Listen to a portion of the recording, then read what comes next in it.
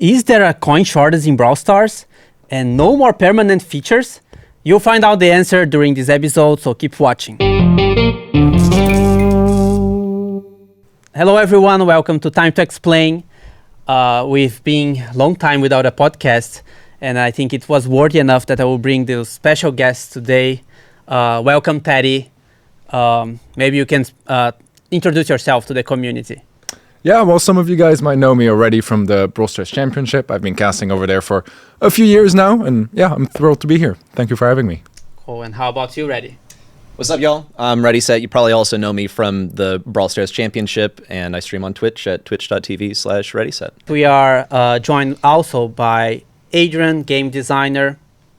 You have me to blame for all the balance changes and all the OP brawlers. You put the target on you, man. Yeah, I do. I'm taking the heat from everyone else, you know. Yeah, and then Frank. Hi, I'm Frank. Best intro ever. It's like for this episode, we have a lot of questions. We don't have a certain topic just because like it was being so long. We had an episode before, but just some tips for you guys, like increase the speed of this video like by 1.5. That's life hacks for you. And then if you don't speak English, then trigger the subtitles. And I hope you had you could understand at least that sentence. So then let's jump straight into questions. There's a lot of questions here to be answered, spicy ones, casual ones. But I divided them by social media. So we have Twitter first, and then let's go. First question from Span. He has actually 4 questions. Will there be improvement to the top percentage of ranked masters as for any pro, semi-pro, the pro level of games is the standard of gold in Power League? So basically improvements to ranked. Maybe Frank, do you want to take this one? Interesting. Yeah, in general, we of course, to take a step back, right? We had this moment where we transitioned from the previous format Power League to rank earlier this year, and the main purpose of it was to transition to a world where just more people are playing ranked. And we set ourselves a goal for this, like to actually measure how many people are playing, and that goal was more than achieved. So instead of just like a number of below 5% of our daily active players playing ranked, we're just like, 5 people out of a room with 100 people, which is not great. Now there's, a significant amount of people playing double digits, which is great. And so we want to sustain that. That's kind of an important piece, like creating features for just 5% of the community is kind of wasteful, and locking content behind that is also wasteful. So we will probably not go back to a world where we have a very exclusive thing going on. However, we do think that rank could be better. We would like rank to be very competitive on the high end. And yeah, we're looking into options, what we can do with that. We don't have anything yet to talk about, but it's something we're actively thinking about right now. I think when it comes to ranked, like the issue with the top level gameplay is that you have people that are able to more easily achieve that high level where they're able to get to masters. And so while it is now way more accessible for people to achieve masters, it really affects the matchmaking at that top level. So if you do want to be a top player and you get to that top level, once you've reached masters, those are the only people you're going to match with. So if you say, hey, I want to push, as high of elo as I can, doesn't matter if you're like 30,000 elo, you're still going to be facing those 9,000 elo players, and the matchmaking doesn't get any more competitive. Yeah, I think that's just a matter of fact of life. When you're on top of the pyramid, there's just not more people. So it's really like, that's that. So yeah, again, once you're on top of the pyramid, you're on top of the pyramid. There's nothing you can really do about that. So either you go to extreme length for the matchmaking times, or, well, I don't know what the alternative, have a bigger pool of players. Mm-hmm. But there's only so much to do about that. Maybe to spend second question, which is more about the distribution of the elo ranks. That is a very natural distribution of how numbers just are distributed. That's not changing significantly season over season. you have, of course, a lion's share of people on bronze 1. And then it's falling down quickly. And then there's some logical steps, right? When you cross from gold into diamond, there's, of course, a fall-off because of how we structured the whole system. Because, more people have 12 brawlers at max power level. Yeah, so his question, like, for people listening, he asked to have some graphs, and we have prepared, like, the distribution graphs of, this one. It's like, this is like, is the last season of Power League, and then the last season of Ranked. Like, you can see, like, the blue one is Power League, and then you can see how, like, a lot of the people are, like, in bronze, and bronze 2 and bronze 3, meaning they were not playing. But also, like, the legendary, like, you can see, like, the blue one is almost invisible as in Masters. But you can see that although there are a lot of people there, it's not like a huge amount of people. Like, it still is a very tiny percentage. And still, we are aware of the problem still. Like, I know that the pro players, they want to feel that the Masters should feel competitive, like that every match should be sweaty. And I think, considering like this graph, you can see that we don't need to tweak anything in below Masters, right? Or it could be like maybe that we only change something in Masters and that could solve the problem already. And then it just like they speed run to Masters, and then that's where ranked starts for them. Yep. Could be one solution. But we are aware of the problem, and it's something that we want to tackle eventually. Yeah, I think there's just a practical reality really that at some point, even in that sub 1% that is in Masters, there's still skill differences. Mm-hmm. And at some point there's just, again, you have this compromise between matchmaking times and match length. Do you want to wait 30 minutes to get a 90-second match? And that is, that will always be the compromise. And I understand that people seek more competitive games, but then that's probably not ranked. That's probably esports. Mm-hmm. So that then maybe you have to look outside of the game to find competitions, like on Matcherino, for example, etc. So that we have solutions for that. It's just that they're not necessarily inside the game. Yeah, and then his following question is, I know it's important to look at the majority of the player base, but the hardcore player are feeling really left out. Are there any plans to improve the late game for us, the 0.1%, ladder reworks, ranked rework, etc.? I think I can quickly touch on the trophy system. Yeah. Maybe it's like, so the trophy system today, it's all right? It works. It's one of these things that we had in the game since forever. It's a staple of Brawl, and it's not going to go anywhere as a system. However, today there's, I think, two desires which are competing with each other. There's on one side the average player, which is a lion's share of our players. Those guys want to push trophies. And right now they're getting still stuck relatively early in the system because then things get really, really sweaty. And on the other side, you have endgame players who want to push high trophies, that want to compete with each other on that high level. At the same time, matchmaking is incredibly slow. You see that when you go to Twitch and you try to find some people who like wait 10 minutes, play one match, wait 10 minutes, play one match, which is super unsatisfying. Makes it also unattractive to actually stream on Twitch when you push trophies. So the question is, can we find a system that is solving both? Make it more attractive for people to push trophies, give more people the chance to push trophies, and at the same time have something competitive at the end where people can compete for a rank or high score or something like that. And it's something we are actively working on right now. And his last question, the limited events have been crazy popular, but the biggest drawback has to be that there hasn't been many permanent features, which is like one of the trending topics right now after we announced the SpongeBob collaboration. And SpongeBob is off to a fantastic start, by the way.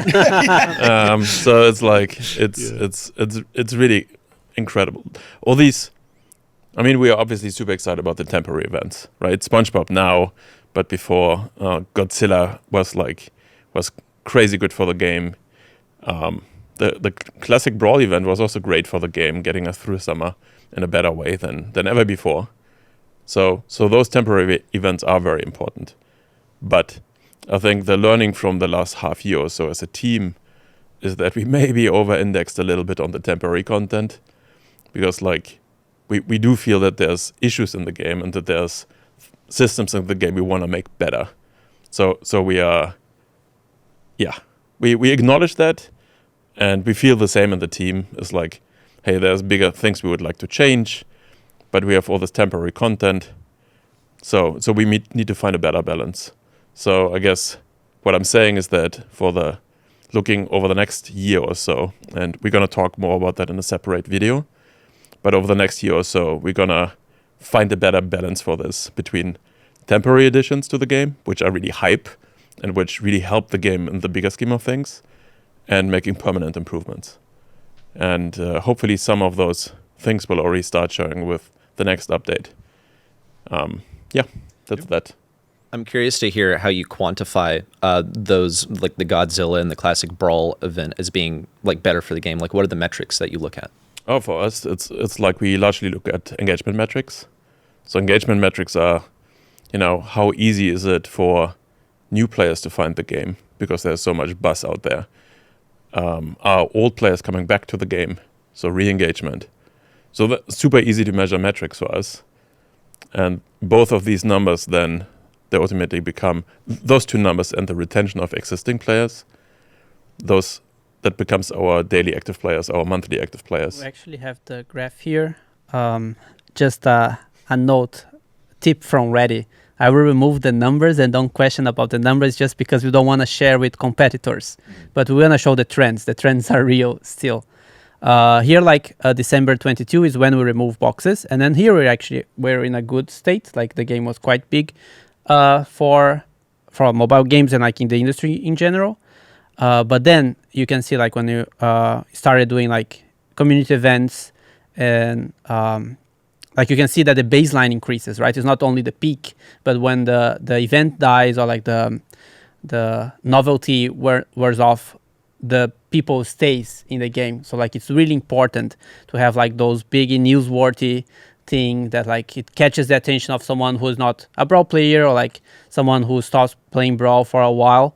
They see like, oh, there's like John Cena there, what is happening? And then like they come back to the game, and then they stay. So I think it's really important, like, to bring awareness that this game exists, and then it's big. So it's really important for us. And you can see, after we removed boxes, we added mastery, and we added bling, and our trend was just going down, right? Even though those are like quality of life improvements, or like systems that are better for every player in general, it doesn't bring as much novelty or awareness as we would like to. This is one of the things I was thinking about earlier, because I see as well on social media a lot of people complaining about like no long-term content being added, and it's a lot of temporary stuff. But then a lot of the long-term content didn't do as well before. Like, many of those like big changes to quality of life. And even when I think about like game modes that aren't tied to like an event, very often they're doing fine for a few days, but then people kind of, payload, volleyball, like they don't really stay popular for long. Whereas for the game modes, I feel like it's worked much better for the events as well. And I feel like we really see the results too.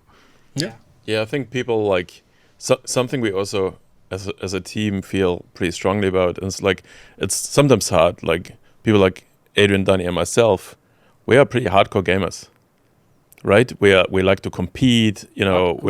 But hardcore. Don't sell yourself short, Dani. Don't sell yourself short. So best piper. No. So we're really competitive players. We also play competitive games outside of Brawl, right? We're always trying out the latest competitive games. We're always we're into esports. So, but the majority of our players are not. And that's just something we have to acknowledge. And there's sometimes this misconception that, but these hardcore people, they pay the bills. No. Yes, of course, they're important players for us. Yes, they're more likely to be payers as well to keep us afloat. But the lion's share of everything comes from this big group in the middle. So if we cannot keep the lion's share entertained, nothing else works here. We have to reduce the team size. We're not getting the support from the company. We cannot invest as much in marketing. We cannot invest as much into esports. So it's like a whole we need to make this the most sustainable business ever. And for that to achieve, we need to entertain the masses, right? That everyone will tell you the same. You need to reach a mass audience. Yeah. And guess what they like? Chaos. Chaos is Edgar. really fun. Yeah, Edgar. So you know, like when we did the Godzilla event the first time with the mutations, it was broken. Yeah, I'm going to say some of them went a bit overboard, but I think the fundamental idea was still good. Yes, yeah, it was. It was like, and I would actually argue now SpongeBob is already a few steps ahead of that from these learnings, right? There's likely not going to be 1 or 2 brawlers right now in this event that's just stick out in the game modes. The 3v3 showdown Or trio. That's a shot. mouth. or trio showdown, you know, you will likely have a much more diverse meta there. Whatever the abilities of the characters are, whatever, you know, and all the characters are now equally involved and so on and so forth. So it's, you know, we're trying to learn and make things better. But yes, chaos is really fun. Also for us, you know, it's really fun to log in and have a different experience for a change. So we don't want this to go anywhere.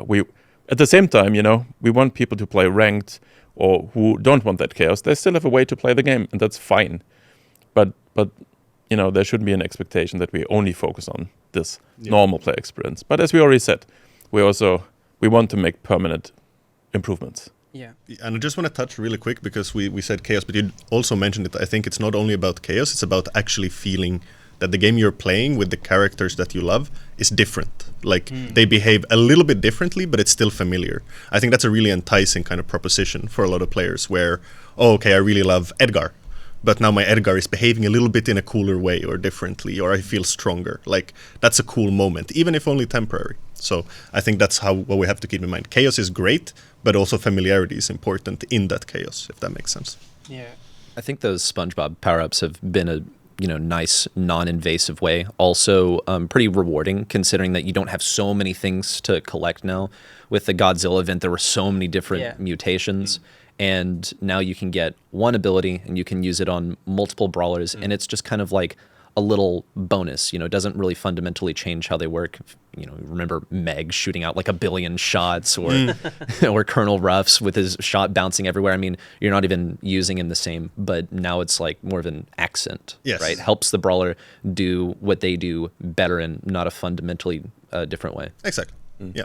There's also a cool side effect because when we do events like that and we try out new mechanics, right, sometimes they lead to permanent improvements.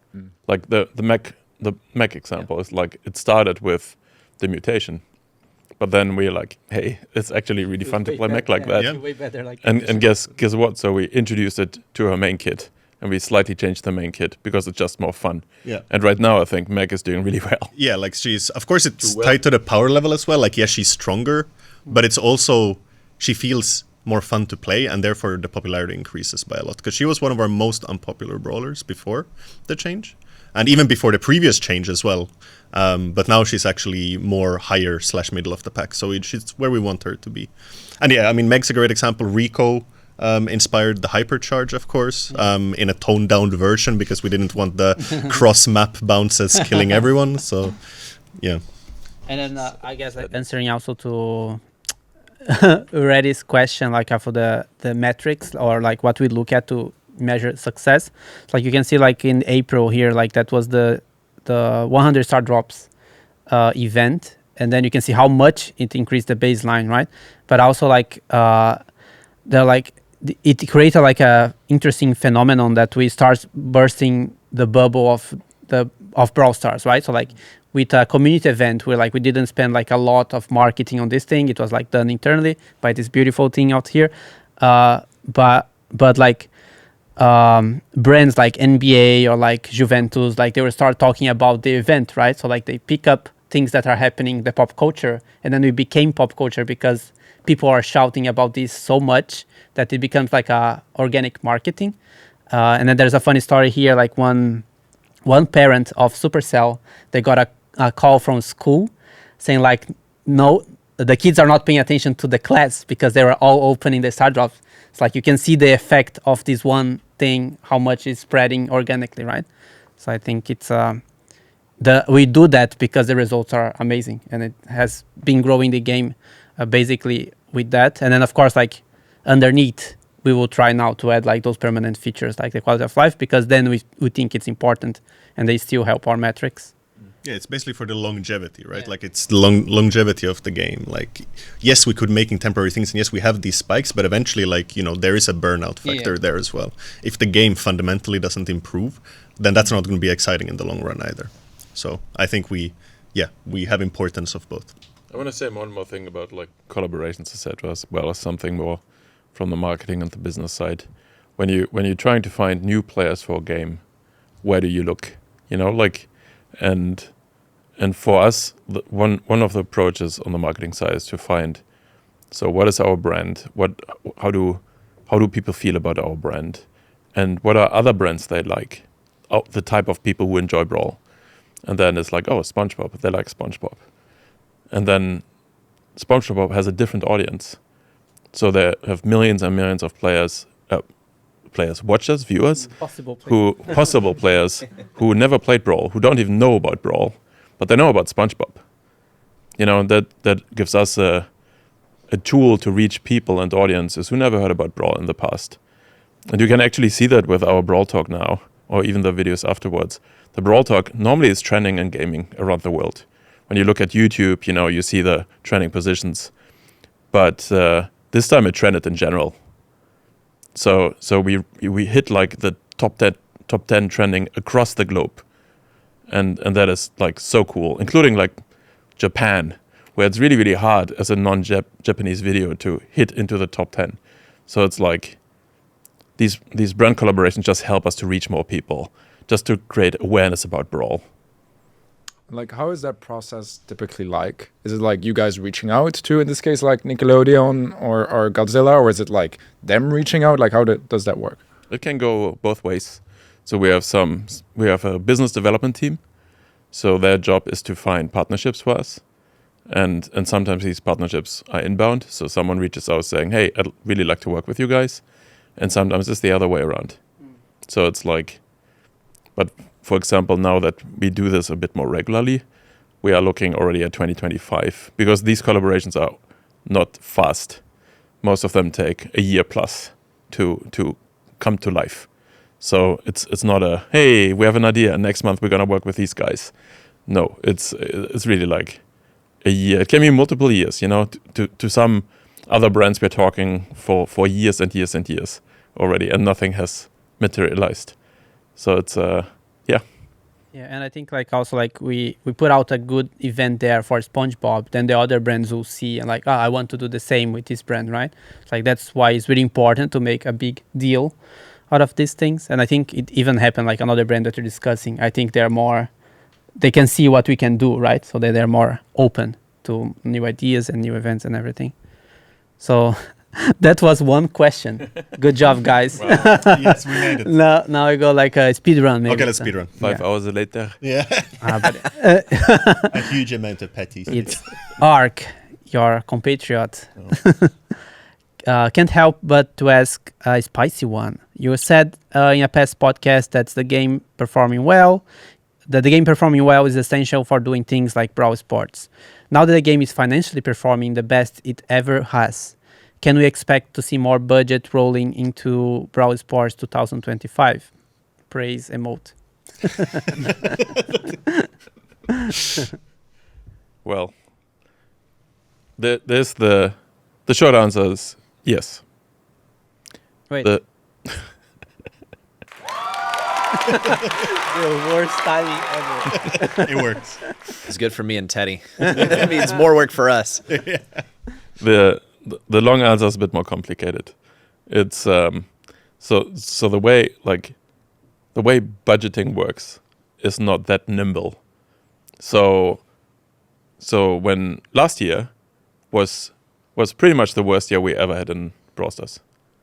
So financially speaking, it was like our worst year. And so the fact that we had Brawl Esports this year, even though it was maybe not as big as it was in the previous years, is I think a testament to our ambition to keep esports going, even when we have a year that's not so great.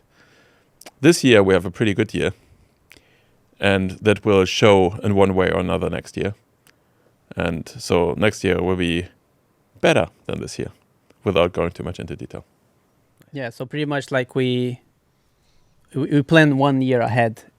So like it's not like the game's performing well and then like let's invest more money here for no reason. Like we have to think about how we're gonna apply this, or like how we are taking the profit, like how we will calculate the budget, like what we want to do as a whole, and if it makes sense. So like it takes time to actually apply the performance of the game into our marketing activities.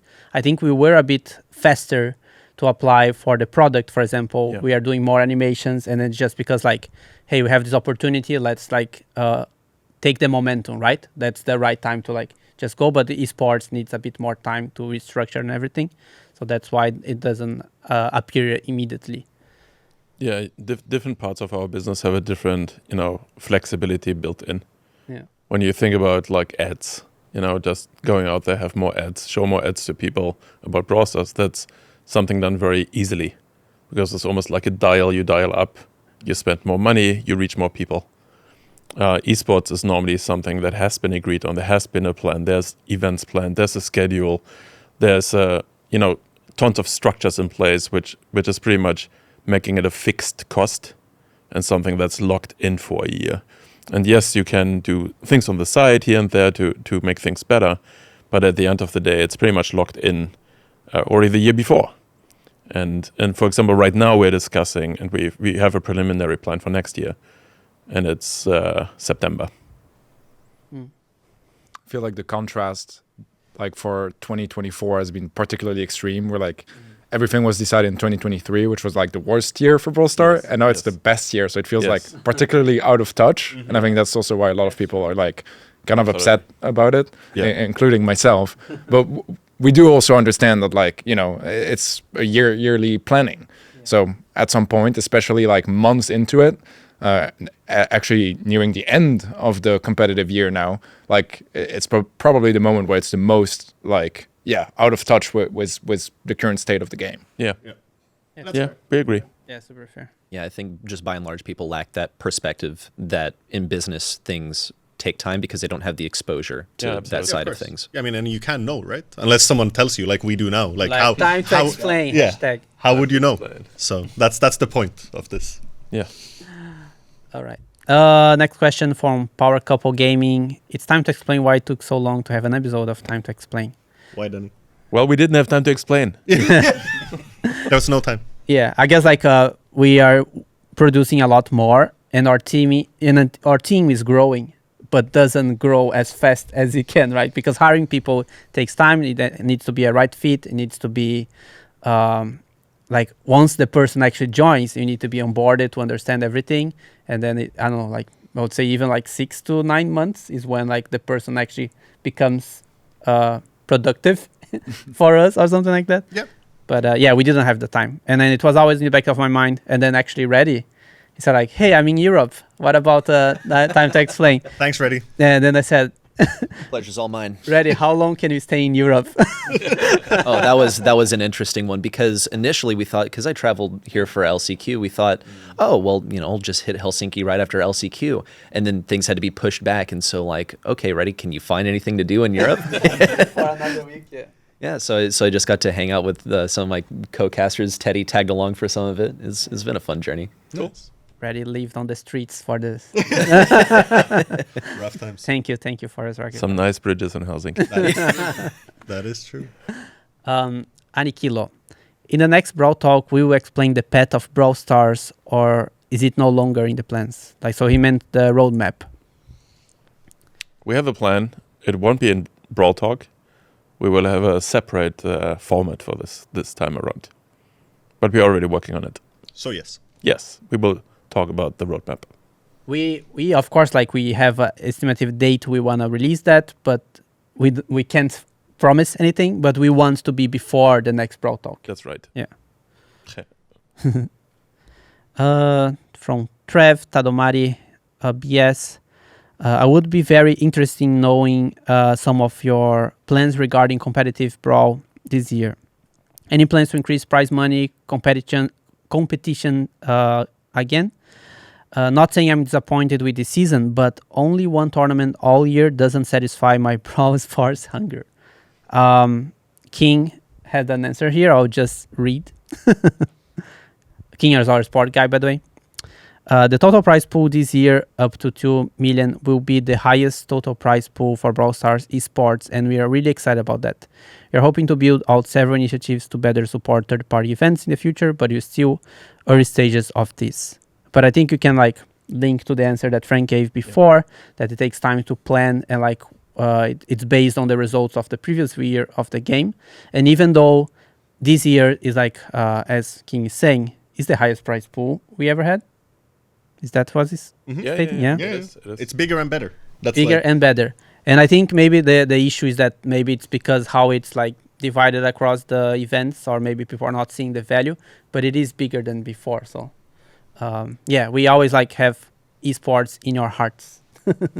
I think that like it No, go ahead. particularly feels a bit empty in esports because Yeah. like there's no third-party events, That's or like true, much that's less. They're kind of coming back, so you know, keep an eye out. But it does feel a bit more empty than like previous years, and I don't think there's necessarily like less BSC. It's just there's less esports in general. Yeah. Yeah. I think also, like, if we compare this year to 2021, for example, we used to have monthly finals on 2 separate weekends. So half the month there was something That's true. going That's on true. Yeah. over the weekend.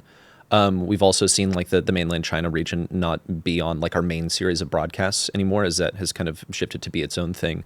And also the number of months has been truncated. We're working with a 5-month season this year. So it seems, well, I mean, it's quite literally the fact that the actual competitive season has been shrinking. Yes, we have an extra month for the bonus season, for the September Spectacular, or however you pronounce it with the 5s in the name. But the actual competitive season has shrunk. That is a fact. Yeah. Yep. Yeah, absolutely. I think we already talked about that to a Yeah. degree. Yeah. I think there's also one other element, and that's something not mentioned here, but it's like often third-party events are also the initiative by third parties.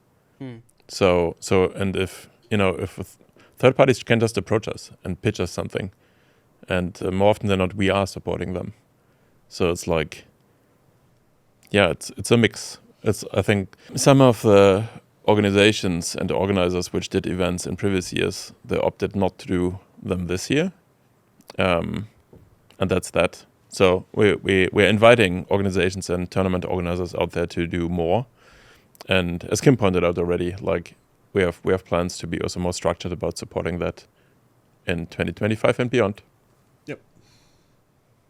Cool. Next question from Code Pan. Panda Casts.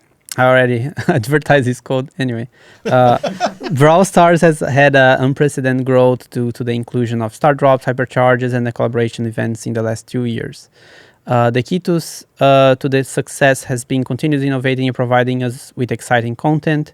The focus lately seems to be collaboration and events that focus on unlocking time-limited cosmetics and abilities, which means that there's a lot of development being done for something temporary and not something that can be enjoyed long-term. How confident is the team that the current cycle of content will continue to receive a positive reception? And the second part of the question is, when the team finds a formula that works, how do you continue to innovate so it doesn't stagnate? Yeah, I think this is a good question. Yeah. And I think we touched on this a little bit already. But I think the long story short there is, yes, we realize there is a disconnect between how many temporary things we're doing versus evergreen. But then also I think I want to talk a little bit more about the second part, which is when a team finds a formula that does work, how do you continue to innovate as not to stagnate? And I think this is the real interesting part, because it's very common, I think, in any creative field that when you find something that does work, you kind of stick with it. You don't want to rock the boat.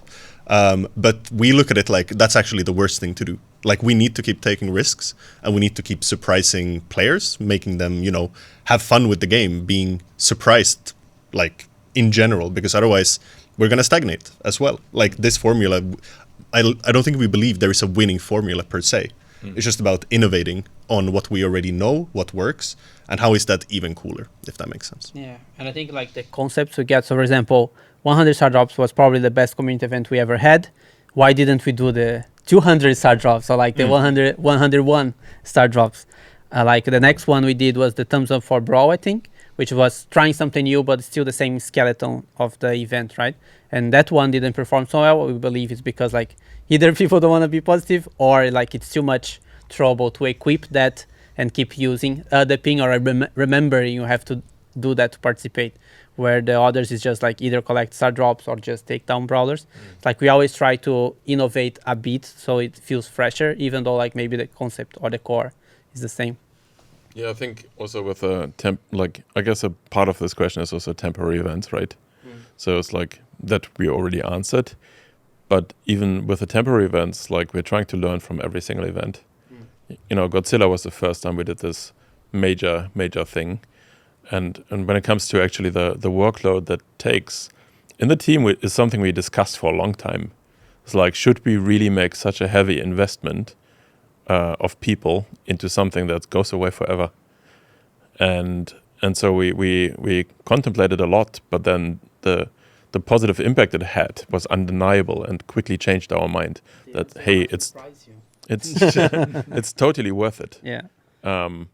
And today the team is staffed up. We are more people than ever. So we now have actually the team that can work on temporary events and make permanent improvements to the game. So it's not a this or that anymore. It's we're in a place now where we get to a place where we can do both. So, and then the rest is about iteration, make things better. Like when we released Godzilla, and on day one, for most people there was nothing. Like you didn't get a free mutation or anything. So it was like, damn, no, we should have thought about this. Wouldn't it be cooler to come into the game and there's something waiting for you, so you can immediately, you have a new toy, something to play with. And now with SpongeBob, on day one, immediately there was something for free for everyone. So I think it's super important to iterate and make things better and better and better. And of course, we're guided by our own experiences, but also by data. Yes, and player reactions, of course. Yeah, for sure.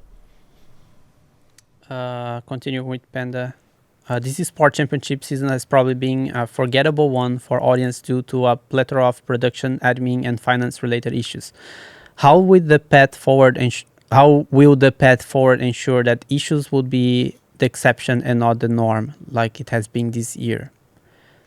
Yeah, so I think like especially we talked to King about this question, and he said like he's like painfully aware of the problems. Like when something like that happens, like no sound in the LCQ, like it's not like we're like, we don't care, let's keep going. Like we feel the pain, and then we get like anxious, like we need to solve that. We know that there is a time pressure to do that, but I think like those things happen, but like we know they shouldn't be the norm. Like it shouldn't be like the expectation. And actually, not specific to esports, but related to SpongeBob, we were aware like a bit scared. Like there are so many new things happening here, and we have been like in the maybe 3 past months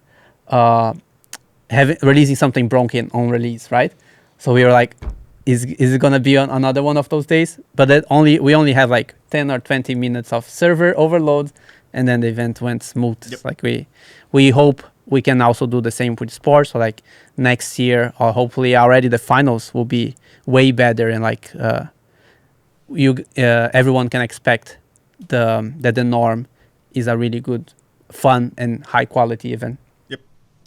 I think the painful part with esports is that the issues that we've seen, you know, the end of the year wasn't like necessarily like a culmination. It was pretty much the same, because we've had kind of issues with esports the entire year long, and when it, you know, wasn't one thing, it was another. One of those and of course, you know, if we look at how the game approaches this, we see like consistent improvements, but for some certain things in esports, we see those issues pop up again and again and again. And I think really the answer that people want to hear is that, hey, you know, going forward, we will win in the preparation. Yeah. I think some of the issues are also like due to esports in general the last few years. I mean, just like Brawl Stars, a bit of a recession in gaming and esports. which means that there's been a lot of like acquiring other companies, and I feel like the Brawl Esports project has kind of like switched hands a lot, which means new people that haven't experienced some of the issues that the previous team experienced. So you make the same mistakes and you learn from them. But I think that process has been very rocky, and it's like kind of nobody's fault because it's just a very, very general thing where it's been very volatile, like the amount of new people getting involved in projects in the last few years. That's a good point. I think you've like going beyond Brawl, right? The industry has been a pretty turbulent place at large. A lot of companies actually stopped the esports program, completely revamped the esports programs. And as you said, there were tons of acquisitions and changes and all kind of stuff happening in the industry. So it's difficult to have a consistent approach. And then combine that with like, hey, we try to keep esports on afloat in Brawl, while at the same time we have way less budget to work with. So it's there's tons of circumstances. It's not an excuse. I don't think anyone is more, seeing Kim's face when there was no sound. And that was a hardware issue, for the record. There was a hardware part that's never breaking normally, broke, and you couldn't just switch it. So it's like stuff like that unfortunately happens. It's not great, but for what it's worth, I think day 2 was much better at the LCQ. So, and a lot of the issues on day 1 were gone on day 2. Of course, there was also the whole B stream, and like it's easier when you just have one stream going on.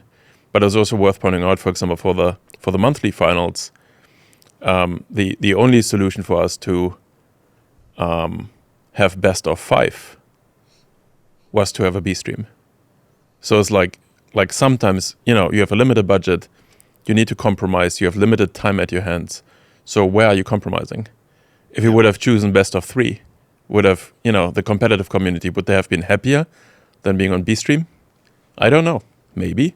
But that's a judgment call we always have to make in these situations. So it's not like we are happy with that, but you don't always get what you want, even us. Yeah. So it's like, I guess at the end of the day it becomes like a compromise, and we try to always prioritize essentially the players and the fans, right? We want what is the best experience and how can we make that happen with the resources that we have? What kind of shortcuts we have to draw or stuff like that to make that happen? Because if we don't want to do anything half-assed, basically, like we either want to do it properly or not at all. That's kind of how we look at it. Next question for Frank, because you know this number. As a percentage of the current active player base, how many people started playing Brawl Stars in the last 1 year? Yeah, it's a number above 50% right now. 50% of the players above are new. 50% of players right now who are playing today are new. Okay. But I also want to put that in relative, because that doesn't, our user numbers in general are higher today than they were like the last years. So we are also seeing unprecedented amounts of people coming back to the game. So it's not like, all the people are new and the old school people are gone. No. We have the lowest amount of old school people leaving the game ever, essentially. We have the highest amount of people coming back to the game, and we see a huge influx of new users. So it's really like, for us, that speaks to the overall healthiness of the game. Even though, not everything is perfect, but overall the game is healthy, because else one of these 3 would not be true. And which country has the most players for Brawl Stars? Let's be a little bit vague about this. There's a bunch of countries which have a big audience. I think one of the biggest markets right now is Turkey. In Europe, of course, like Germany is the biggest. But the US has been growing like crazy. We more than doubled our daily active players in the US this year, or North America in general. Mexico has been growing like crazy. Japan has been growing like crazy. We also more than doubled our player base in Japan. So Korea is still a big number, of course. Brazil is a big number. So it's like what you would expect in a way. So Brazil is big, North America is big, Europe generally still is the biggest place for Brawl, but also Japan and Korea have been big contributors for us. Yep. Wiggly Spool. So he has a question for you guys. As casters, what do you hope the professional Brawl Stars scene will look like in 5 years to come? Is there an esports moment you're waiting to witness in Brawl? And then he misses you guys. We miss him too. Hi, Wiggly. Well, actually, no one calls him Wiggly. Hi, Spoo. As far as so this is like hopes and dreams. You know, this is my perfect world, right? We could really go above and beyond what is possible. Something I'd really like to see in Brawl Esports is the current audience continuing to stick around as they get older and they grow up with the game. I think something that kind of plagues Brawl events right now is the struggle of going to those events and being there in person, not having the resources, not having the assets to actually make it there to begin with. I mean, let's not kid ourselves about the audience that this game attracts, right? The age range. And also like of Brawl Esports, I mean, you may think to yourself, okay, what is the age range that we're achieving here? A lot of like teenagers, people who can't really travel long distances on their own, particularly in North America, where I did some events in North America and there were very few people in the audience. And that could be chalked up to many things, but I think logistics is a huge issue. That said, I would love to see the current audience stay with the game. I would also like to see, as Brawl Esports matures, that maybe the tone shifts to be a little more, not like grown up, but for a more, I don't know, knowledgeable, analytical, in the know sort of audience. At the moment, the shows are very lean. They're very fast paced. It's just like this. There's no downtime. There are no moments to really break down any analysis. It's just once we finish up one game, they're getting right back into the next set for the next draft. And we don't really have any like visuals to go back. Like there's no telestrator, for instance. That's something I'd really love to see, like be able to circle things like you would on a professional sportscast. Yeah, those are a couple things that I would like to see. I think another one is if we could somehow achieve more mass appeal, like from a casual audience, and source Brawl Esports fans from there, because as it stands, most of the Brawl Esports fans are the most dedicated and engaged players. And I think that there is absolutely mass appeal for Brawl Esports. I think the problem and the challenge is just involving those more casual players in the audience. I mean, honestly, this was like pretty much what I had in mind as well. So it's going to be hard to like add up to that. But I think that we already kind of established that like the budget and stuff gets decided like according to, you know, how much money the game is making and how healthy the game is. And that's incredibly hard to predict in the future. Like, especially in like 5 years, the game is going to have downs and ups, like, you know, year after year. So it's very hard to like kind of see what the scene will look like because it depends on so many different factors. But I completely agree that like seeing the audience evolve and like just like grow up with the game, I think that's what kind of makes the difference between Brawl Stars LAN and like another like mainstream esports title LAN. Can I mention names? Sure. Counter-Strike? Yes, that was the one that I had in mind too. I live in Dallas. I went to IM Dallas. The audiences are just remarkable.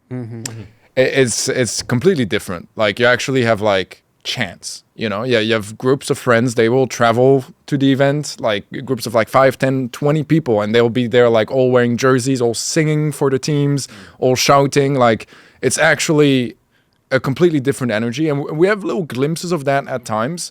But the only way to do this is to have like, yeah, a bit more of a mature audience and also have those like hardcore fans that only really come after time. Right now, like people that are heavy esports fans, they're like early birds, you know, they're people that are kind of like early. I think that in 5-10 years, there's going to be a lot of people that grew up watching Brawl, that grew up with their family playing Brawl. So I think that's going to be like very exciting to actually watch in esports. Yeah. Actually, the Brawl audience is getting older. So it's, you know, moving averages is difficult, especially if you've tens of millions of people playing the game. But we're slowly creeping up, which is interesting. It's, yeah, like, I think I tweeted about that or posted on LinkedIn or something about this.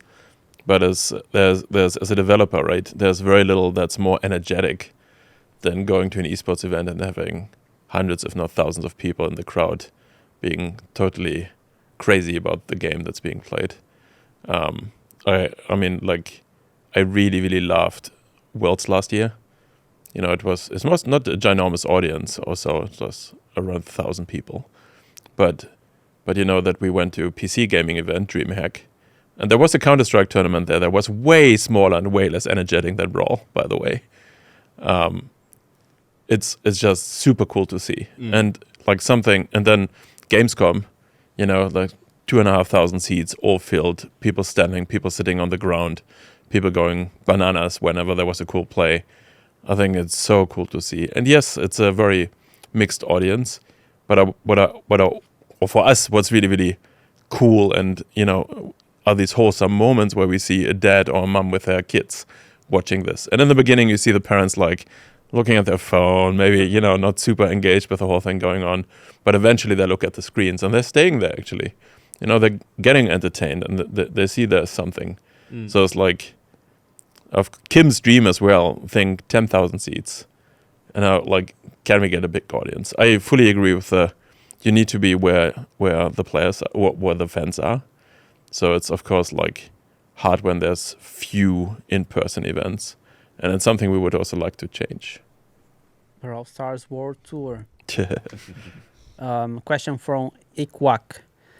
You added in streaks for win more easier trophies, but have you thought about come back to old season reset? Maybe there's a lot of questions, so maybe we can break down. Sure. Maybe I can take the first part. Yeah. He said that we added win streaks for easier trophies. Yeah. I think just to make clear, it's not easier to get high trophies. You get to where you need to be quicker. That's essentially what it does. It doesn't inflate the top end. It just makes you get there faster, which I think is a good experience both for the win streaker, but also for the players you're playing against. Because it means, like, if you are not supposed to be, let's say, low trophies, then you won't be there for long. So you're not ruining games in that sense for as long. And when we talk about old season reset, we're not going to do it in that way. We're never going to go back to that system. I never say never, but most likely not going back to that system. But as Frank touched on before, we do have significant plans for trophies in the future. Yeah. Are you thinking about let the player choose the servers they want? And then he mentioned the whole second question is very much about, as well as about the trophy system, actually. Yeah. No, we are not planning to give people the option which servers to play on. It just doesn't make sense for Brawl, really. It would just make matchmaking way worse and even slower. But again, we're working on something for the trophy system. We understand that there is a problem there, especially for high-end players like Ikwak. It's like, it's just not a great experience. So we want to work on that. When you say it doesn't make sense for Brawl, you mean like as the identity of the game and perhaps for, you know, the greater audience, not that it would like not be a beneficial feature for some? Yeah, it's like exactly. It's more for the larger audience. It really doesn't make sense. Ikwak is probably in the 0.001% of our audience. Like, it's like we understand that it feels almost like a different game at that point. Yeah.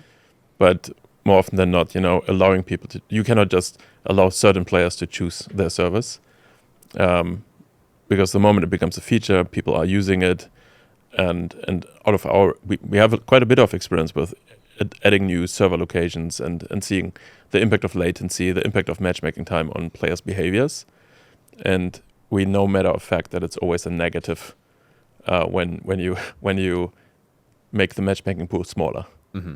So it's more like a protection mechanism for us. You know, we don't think it's a good idea. Yeah, I think if you were to ask these, you know, the 0.001%, I think many of them would choose longer matchmaking Absolutely. over, you know, playing an EU against an A or Absolutely. vice versa. 100%. Absolutely. Yeah, we know. And we're trying to. We have some ideas. We have And so we'll see how that all works out, but we'd like to find a good middle ground. Yep. How happy are you with the changes in Power League? We can touch on that. And are you going to make people demote again? I think it's because there is The floors, yeah, the ranked floors. and I feel like you try. You make the game for the casuals all the time, so that's his concern.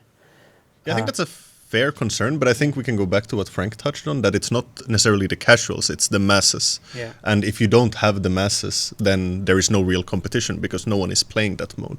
Yeah. But at the same time, we want to make sure that the mode feels competitive on the top end as well. And I think that's where it's currently falling a tad short, and that's something we're looking to address. Yeah. And then I think that in general, like, I was thinking of this, like, I think it was the first question about ranked as well, where I feel like the way ranked is right now, I would say the casuals or the masses are pretty happy for the most part. I mean, the metrics show that too, right? So many more people playing. Yeah. So I think that a lot of the changes that could come and that you guys should be implementing is are hopefully going to be focused on like that particular category of people. Yeah, absolutely. Yeah, I think we see it as a win as well. Like the engagement rates in ranked are obviously higher, so that's a win. But then the top end, I think we don't consider a win currently because of how it functions. And last question from I think there's like one element as well. Like we don't see this group on top as a static amount of people, right? You have a bunch of people in the middle of the game who are maybe not as hardcore yet, but everyone starts as a noob. Everyone starts as a noob. Some people stick around long enough so that they become a regular player and that they're just like still playing for fun maybe. And a portion of those people becomes the core of our community. And a part of that group will then promote to become hardcore and being in that top 1%. So what can we do from a systems perspective, from systems like ranked, to help people climb that ladder? Like we want to have as many people as possible being as competitive as possible. But it doesn't just work because we want it. So we need to have systems in place that support this. And again, if you lose the masses already in low elo place, then, well, they won't promote higher and you won't have that competition. So this whole funnel needs to work. And yes, a part of the funnel works today. Not every part of the funnel works today. And then his last question, like thinking of like adding specific rewards for like higher achievements or like top 5 or 10 in leaderboards and ranked. Like I guess like per season, something that gets permanently added and unique to that season. But yeah, any plans? I think it's a cool concept. I guess it's just like how do you use the resources you have in the team, right? Because like that would be like Aquac will have one, but then it takes like an artist to design this thing for him, right? Where we could do something for a bigger audience. I think still, I don't know if in the last ranked design that Jeff presented, there's something about it, but I don't know. I think it's a cool thing, but we need to see like the outcome or like how much investment we put in this one feature or this one unique cosmetic and what will bring back to us. I think that it's more realistic to expect things like, when you hit a certain rank in a leaderboard, that there's something you can show off permanently. Yeah. Like, I'm not talking especially about a specific frame or something like that. I'm talking about, hey, you're on a forever leaderboard. Yeah. Until someone is beating your score. Yeah. Stuff like this. So high scores and numbers is like, I think it doesn't really matter if it's, if you think of a skin as a show off versus as a profile picture versus a frame versus whatever. But at the end, it doesn't really matter what that thing is, as long as it signifies that, hey, look, I'm on the all-time leaderboard and I'm ranked 2. Yeah. Like we need to have ways to express that part, and that's what people are after for who are really, really competitive anyhow. What would you be happy about, you and Teddy and Reddy? Like something that stays forever? Is it like a number or title or?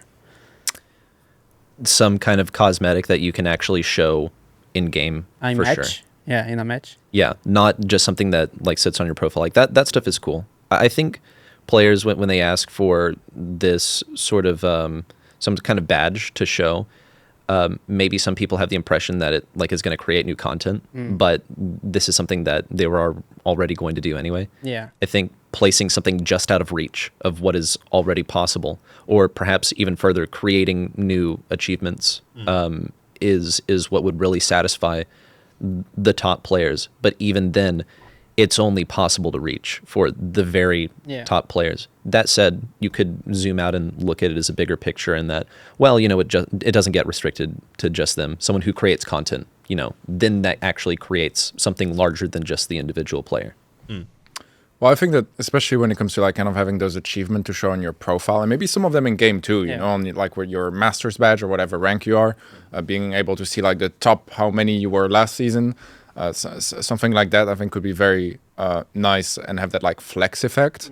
But I think that like it is niche, but at the same time, if you have like a system to kind of add value to pushing specific brawlers, total trophies, ranked, you know, if you get like an achievement for being top 10,000 and it just shows, you know, which number you were in the leaderboards, well, that's already 10,000 people in like 82 categories for the brawlers, plus ranked, plus ladder. So it's not that small of a group anymore. So I feel like that could be something really nice to have that extra little flex effect in your matches. Cool. Next question from Flying Line. Ever since Club Quest and Club League got replaced with Mega Pig, clubs felt kinda dead because there's nothing to do for 90% of the month. Are there any plans to add more activities for clubs? Yes. Yes. No, but we do agree as well that like Club League was not it. Yeah. Mega Pig is a decent middle ground, but then again, a lot of the time there's nothing to do. But we also have to realize that there are people who just like to play by themselves. So we can't front load like a lot of the stuff into the club without then hurting those players as well. So there has to be a balance. Currently the balance is not correct, by the way, but we're working towards getting to a better balance. And also the solution wouldn't be just more Mega Pigs every weekend, because then it will burn out. Exactly, because that's kind of what happened with Club League, right? Like it was exciting for a month, two, depending on who you are, and then it's like, oh, here's the chore again that I need to do for all my rewards. I think also what really drives that home is that Mega Pig is accounted for in balancing the game economy. So now it's really mandatory that you do it if you want to progress your account. It is actually like, you know, looking back from the transition we made from the old world to the new world, the Mega Pig is a piece of that, and of course the changes we did in Brawl Pass are a piece of that. So when we and we will introduce more things for clubs to do, like it's just a matter of time. Just don't expect always these things to be huge things. It could be just, you know, another activity like the Mega Pig, just different. It could be temporary events for clubs like SpongeBob Now. Things like that should just happen regularly, and there should be fresh stuff going on for clubs again and again and again. So to really make sure that, once a month is just not good enough for us. Yeah. And of course it doesn't help then that we have a bug and then that we cannot run the Mega Pig for 2 months. And it's happening in summer where we are working with a smaller crew and we cannot just fix it. It's super frustrating for us. So we want more for clubs to do, but we need to be sensitive in how we're doing this as well, because like everything we do, there's additive to the current economy.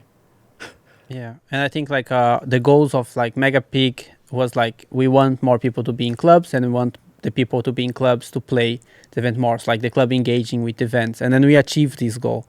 But then, and I think we achieved by maybe double of what we wanted. But then it creates a different problem, which is like, okay, so that there is only that, the reward doesn't feel enough for them.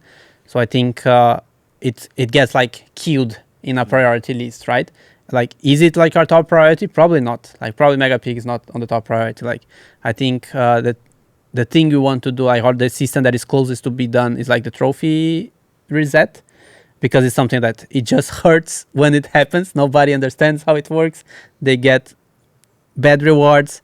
It's like if you compare those things, right? Mega Pig or trophy reset. I think trophy reset is more important. That's why we want to change this first. So I think Mega Pig in the set of priorities, I wouldn't even put it below ranked, because I think it's ranked is more important as a lot of pros are concerned, and we also want to make it more fun for casuals. So just to set like some expectations on when you can see some changes. And for the record, we're not planning to change Mega Pig. Mega Pig as a feature will stay. Yeah, it'll be more like We're thinking of what other things could we do for clubs. yeah. So like, yeah. And then the second question is: been more than a year since you promised to update the older skins to bring them up to the current standards, but the progress on this has been very slow, and there are still a lot of skins that just feel awful to get from legendary Starr Drops. What are your thoughts on this? Well, everybody. Sad cry. Yeah. Hey, we just buffed the worst skin in the game. Which Gaffman one? Frank. Ah, yeah, true. Come on. So like it's it's a deliberate choice. Yeah. It's a deliberate choice because we have X time, and we're working on old skins piece by piece. And it's not, we cannot give you a timeline when things will happen, because it really matters a lot about, how much time do we have left besides the other stuff we're doing. And I think the worst offenders are done. I know that some people Agreed. I do. It's very subjective, right? Yeah, super subjective. Yeah. I know that, some people don't like Greaser Mortis. Oh, okay. It's not a flashy skin for some people. Some people love it. It's like and even if when we're going back to old models, like the Brock model was somewhat controversial topic. Somewhat. I mean, like we addressed it now as well. Yes. It's like we're still committed to doing this when we actually reworking all models in general, from brawlers, looking at old skins which are really like not our quality standard anymore. It's just not. It's a secondary task for our team, and we're doing it when we have time and no specific timeline there. Yeah, and low priority, of course, like when it makes sense. So like Frank got a rework, right? So it made sense to actually got their skins and try to remodel, because then we take this as an opportunity to actually highlight those. Yeah. Otherwise, it could be like, hey, we reworked this skin and then nobody care because like it's already an old skin, right? But yeah, like trying to make the best out of the changes. Question from Calator. These are my questions. There is gonna be Supercell MAKE that we can design on Hypercharge skin. That would be really cool. I think. Yeah. Yeah, we That just sounds need. like a really cool idea. Yeah, and Yeah, just need cool to idea. talk to the art team. Yeah. Yeah. It's more work for the artists, but I guess they are happy with that. And can you do a challenge to get a brawler for free again? It's an interesting topic. It's I think Dani, you have a good answer for that in general on the topic. Maybe to give some context. Yes. So like on the course of the years, we've done free brawlers in different ways, right? We released Edgar, which was like free on the day, and actually he crashed the server for 8 or 10 hours. I don't know. That was a long day. Or like 8 days. That's how it felt, at least. Yeah, that's how it felt. Yeah, and then we try like, okay, so like maybe that was a bad idea because it was much, everyone was playing Edgar at the same time. So let's try to do a challenge. And then I think we did for Grief. And then it didn't have the impact we wanted. Because like when we released Edgar, like people were crazy. Like people, I think it was one of our highest DAU days. Back then, yeah. Yeah, back in the day.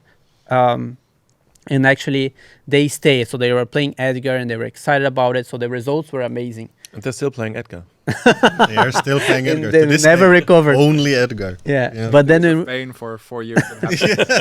when we did Grief, it didn't have any meaningful results, right? So like the delivery of the content also affects the performance of the game. And then we tried differently.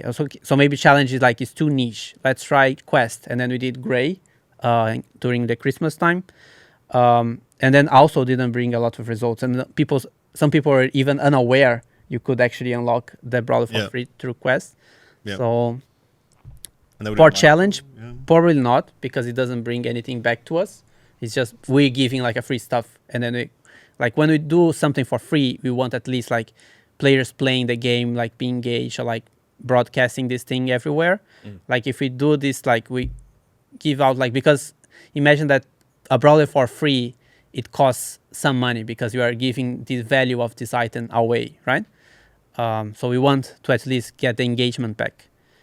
So yeah, I guess like maybe new ways to release free stuff. Yeah, we can try, but probably not challenge. Challenge maybe not the way. I think once upon a time you could, in theory, get every brawler for free, right? If you stack your boxes appropriately. Yeah.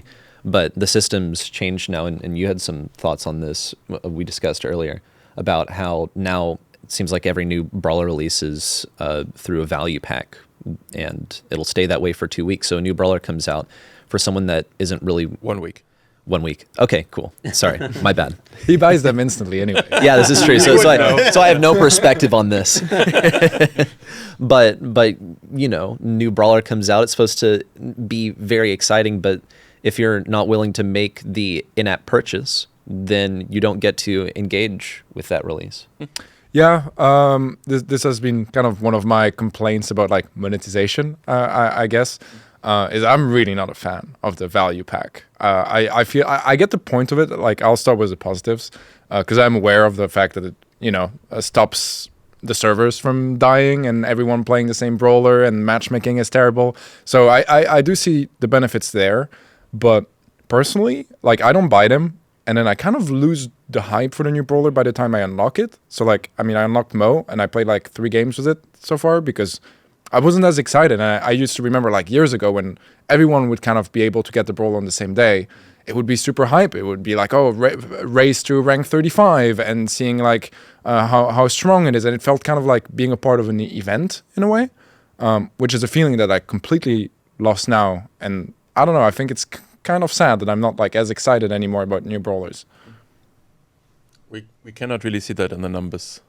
I can totally see that as an individual that it might feel like that, but from just looking at, you know, engagement numbers, looking on the player who come in on that day, etc., it doesn't look like that's largely the sentiment. At least for us, it like was a gentle way of introducing more monetization, make things more sustainable, without adding more power or without adding power 12 or something like this.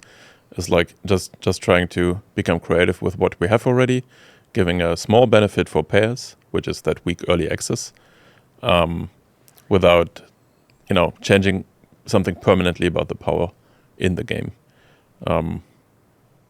Yeah, I think that's it. It's not gonna go anywhere.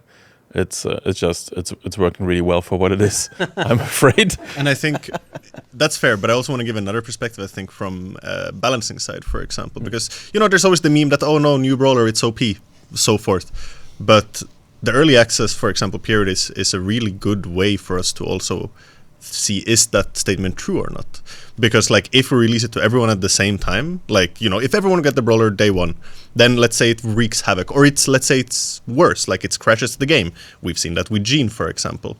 Then that's a much larger impact for the player base, right? And then we don't have the same amount of time to rectify that before everyone gets their hands on it. So there is other positives than maybe just looking at the monetary aspect as well. Yeah, and I think like it's a balance. Like, I'm not happy that you are sad with the new format, right? Me neither, for the record. But like it's the sacrifice we have to make, because like, how sad are you? Or like, are you really? Yeah. Are you like overall? Yeah. Because if it's like, you can wait a week, right? We think it's a fair exchange that a player can wait a week to have the brawler for free, and we also released that before the season. So every credit that he has, it turns. Gets into the new brawler if that's the only brawler that they have left. So we feel like, yeah, there is a balance we can do. Maybe like, if you would like to make this lighter, would be like, maybe the amount of days would be like 4 days that is in the value pack or something like that. But then like, it's also hard to communicate. Like 1 week is really clear, right? 1 week sounds like plain, but I think that for me, like the only issue I have with it, because I love the idea of the value, right, of having like, this is a great deal to buy, and you get tons of like progression, and I think there's a skin as well. Yeah, get all the pinnings, all cosmetics, some progression. I love that. You should try it. Yeah. You can use your own code. I love that. My only issue is just like the week, which feels like long, and I also feel like I build up a negative bond with that brawler, because usually they're pretty strong, and I also get why they have to be strong, especially if the only way to get them is like, you know, credit card. But then I feel like I kind of hate that brawler, because for a week, every time I face it, like it's not an enjoyable time, you know?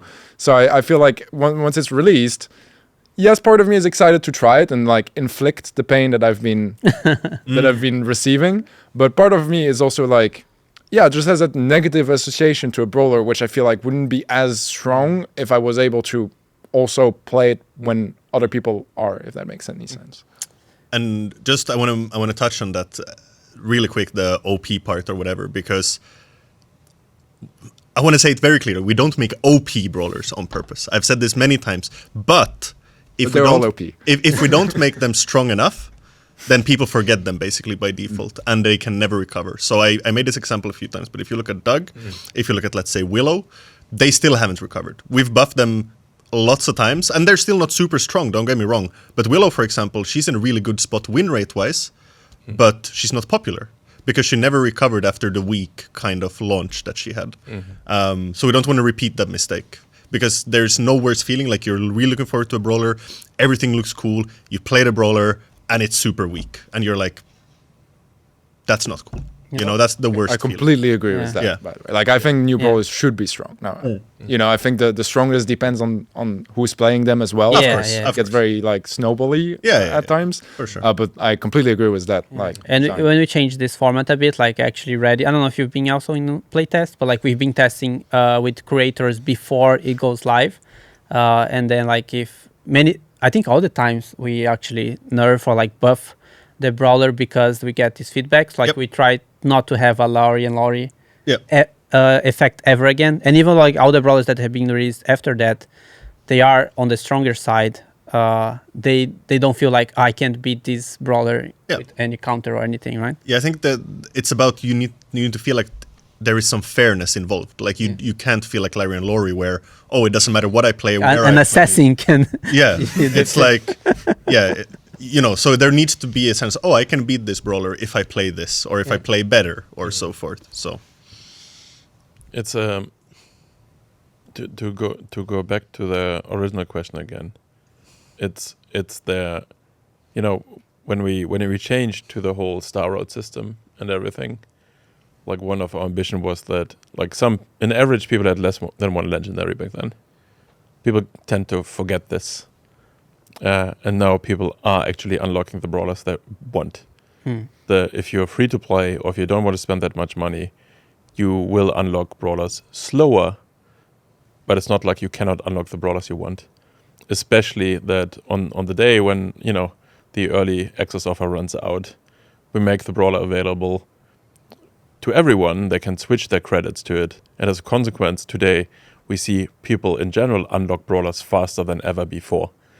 And also on that day one, more people get access to the new brawler more than before, even free-to-play players. So I think like this, the main decision free-to-play players have to make is, you know, which brawler do I want to unlock? But then if you really want Kenji, you know, you just can't save your credits. And of course, like, and that's the behavior we see. Like, so we just see more people unlocking new brawlers faster than before, and more people unlock more brawlers in general than before, which is really healthy for the game, I think, because then the wider the pool you have of brawlers, the more likely you find something you really like to play. So overall it's a positive change, even though again individual mileage might vary. Cool. Great segue about balancing the next questions. Like M. Trejo. What are your plans with the balance? There are still several unbalanced brawlers, for example, Piper, who didn't get enough right nerfs yet, or even Dynamite or Lily with their gadget. And the situation might turn worse when more new brawlers come. Yeah, no, I think this is a fair concern. I don't think the examples are correct, though, but that's semantics. Maybe Lily? Yeah, so Lily is fine. I think that's absolutely on point. I think the gadget is not healthy. Yeah. I have a plan for it. We didn't manage this update, but we want to do it in the future. Piper is actually on the negative side on win rate, so Piper is weaker than the average brawler currently. And Dynamite is also, I think Dynamite is actually nearly exactly 50% win rate. Wow. As of this moment. Good job, Adrian. But regardless, I do agree that the that the stun gadget that I'm assuming he's talking about does not feel good to be on the receiving end of, right? Like, I think that's the problem with both Lily's and Dynamite's gadgets, especially, is the feeling that something uses. Like, oh, I couldn't have done anything. And that we want to move away from. But the Dynamite one, it's also like, it's in rare, like, I think we should have some stats somewhere how often that's actually hit. Yeah, it's not. How often is someone actually getting stunned after it's being used? Because, like, you know, you can bait it, you can wait it out, you can just dodge it. Yeah, well, you can dodge it, of course. But it's like, I actually wonder how many times this gadget is activated and how many times someone is stunned afterwards. Yeah, you're right. But I don't even think that's the issue. I think it's when you do get stunned. Yeah. You forget all the times that you've dodged it or not get hit because that feels so bad. Get good. So yeah, that is just... but yeah, it's... Yes, we're looking into balancing the things that feel unfair. Let's put it that way.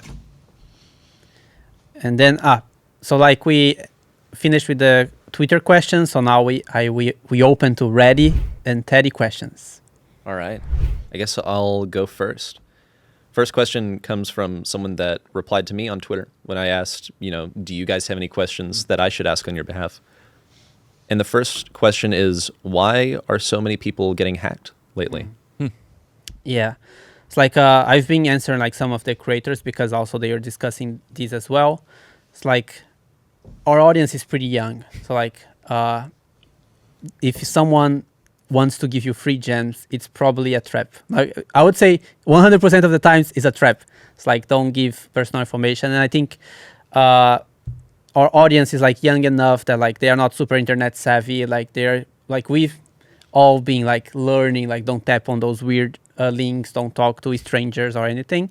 For them, it's a new thing. And like no security system in the world would prevent if you give your personal information to the scammer, right? So that is one thing. Then Brawl blowing up. I think like Brawl being like on the top of the charts and everything, it becomes a target for hackers and scammers and everything. And I was even talking to a scammer trying to understand like, why are you doing that? And then he said like for monetary reasons. So like as a source of money or whatever. So like you can see that like there's many reasons. Like it can be like you are proud of like stealing an account. You are like you making money out of that. It's like we would like to take the opportunity here to maybe educate everyone to like don't share personal information with you. Like we Supercell will never ask you for this information. And then if something feels too good to be true, it's probably a scam. And yeah, and if you don't do those things, your account is pretty much safe. Like if you don't give personal information, or if you don't tap on links that you see out there. I would also say, you know, for those watching, hello, don't screen share with your notifications on Discord. If someone knows your email for your account, then they can, you know, try and log in, and it will send you a code, and then they could use that code to log in. Yeah. Don't share anyone your email that you use to make your account. That code that you receive in the email is not used for anything except for logging in and making changes to your account, like changing your email. It's not used for the Supercell store to accept a gift of gems or a Brawl Pass, which a lot of people fall for, even, you know, experienced people who've been around the game for a while. Yeah. And don't share any information that could be used to identify you as the owner of the account, because then that can be used to trick the support system.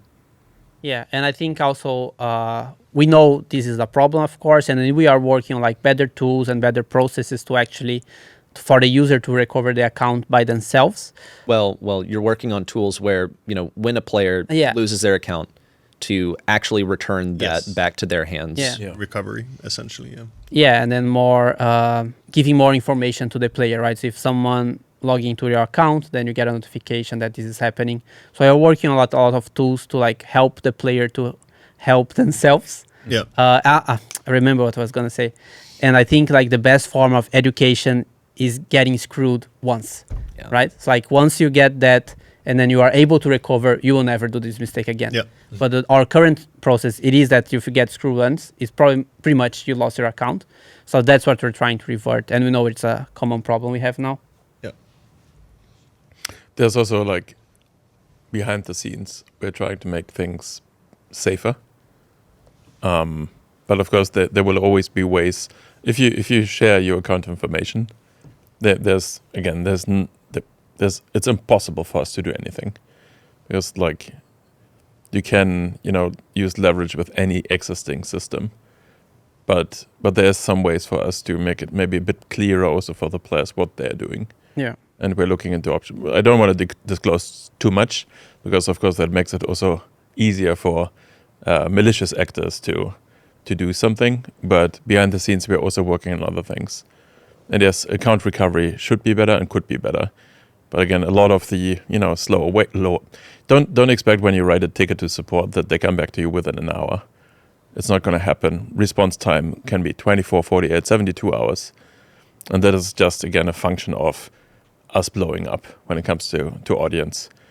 And then, especially whenever something big is happening in the game, expect that there's a spike of incoming tickets for our customer service team. And customer services, again, is one of these things that they don't just scale because we want so. It takes time to train new people. It's a slow process. So we're working on all of that to make it better. Yep. Shall I ask some? Yeah. Well, I have questions that are like entirely mine, some I took inspiration and won't credit people, sorry. And somewhere like I straight up just copied a question. So this is a question from Zero on Twitter.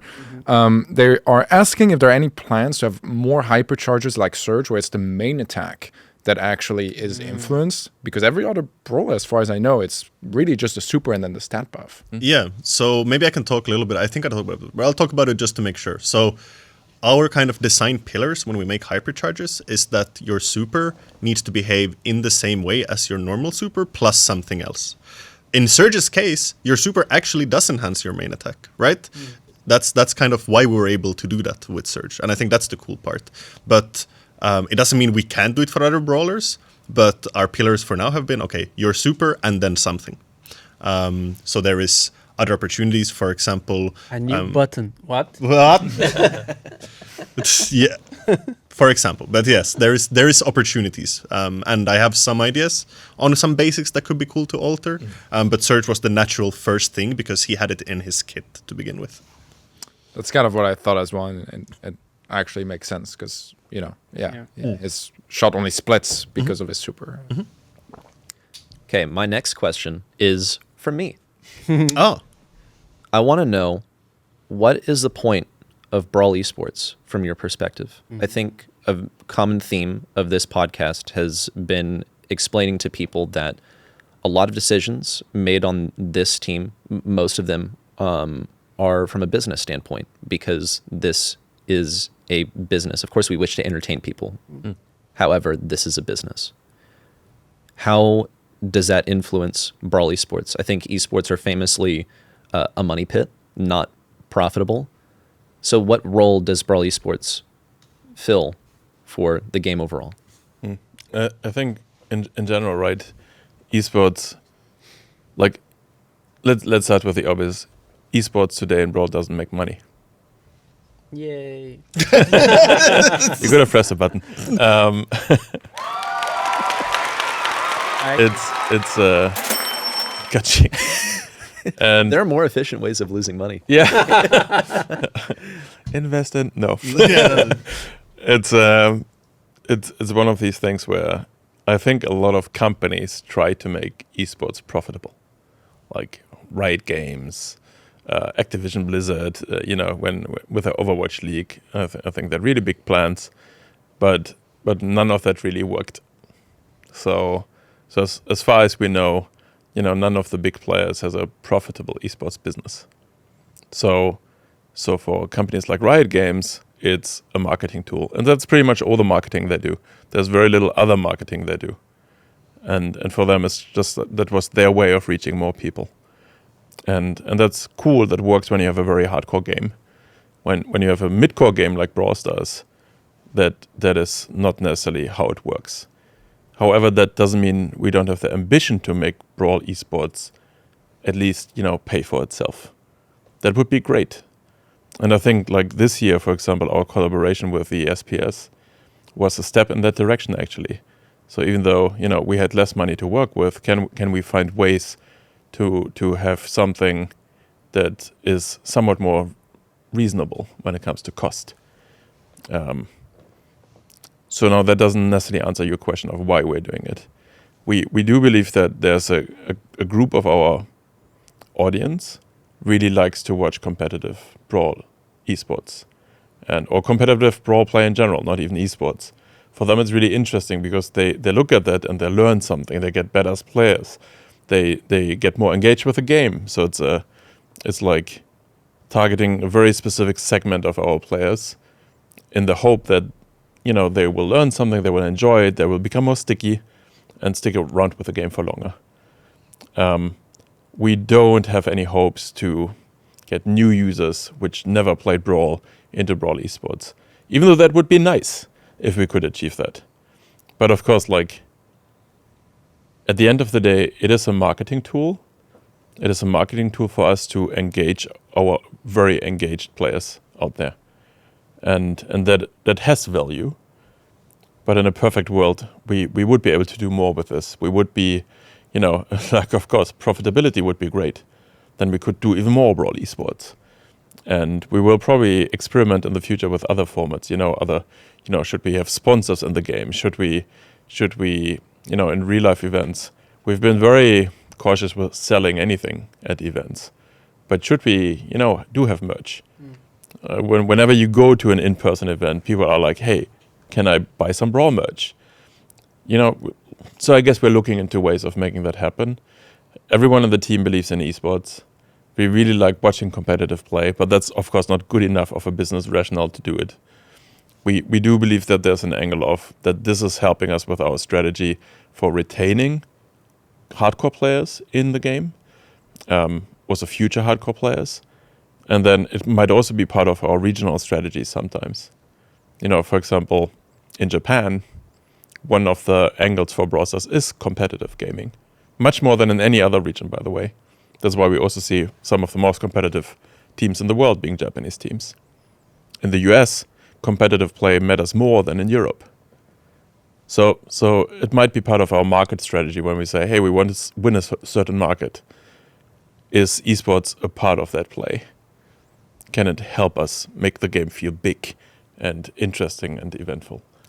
Also a little bit kind of going deeper into that, I think it's also really cool for some players that are not yet, really good at the game or stuff. They're really interested and they see esports and they see the way or the path to esports, because I think that's something unique in Brawl as well. It's pretty linear. Like you have the in-game event, for example, and I think that's a really cool way. Like I could be there. Like that feeling is really powerful, right? Like if I'm good enough, I can be there. And that's a big thing for a significant amount of players, I think, as well.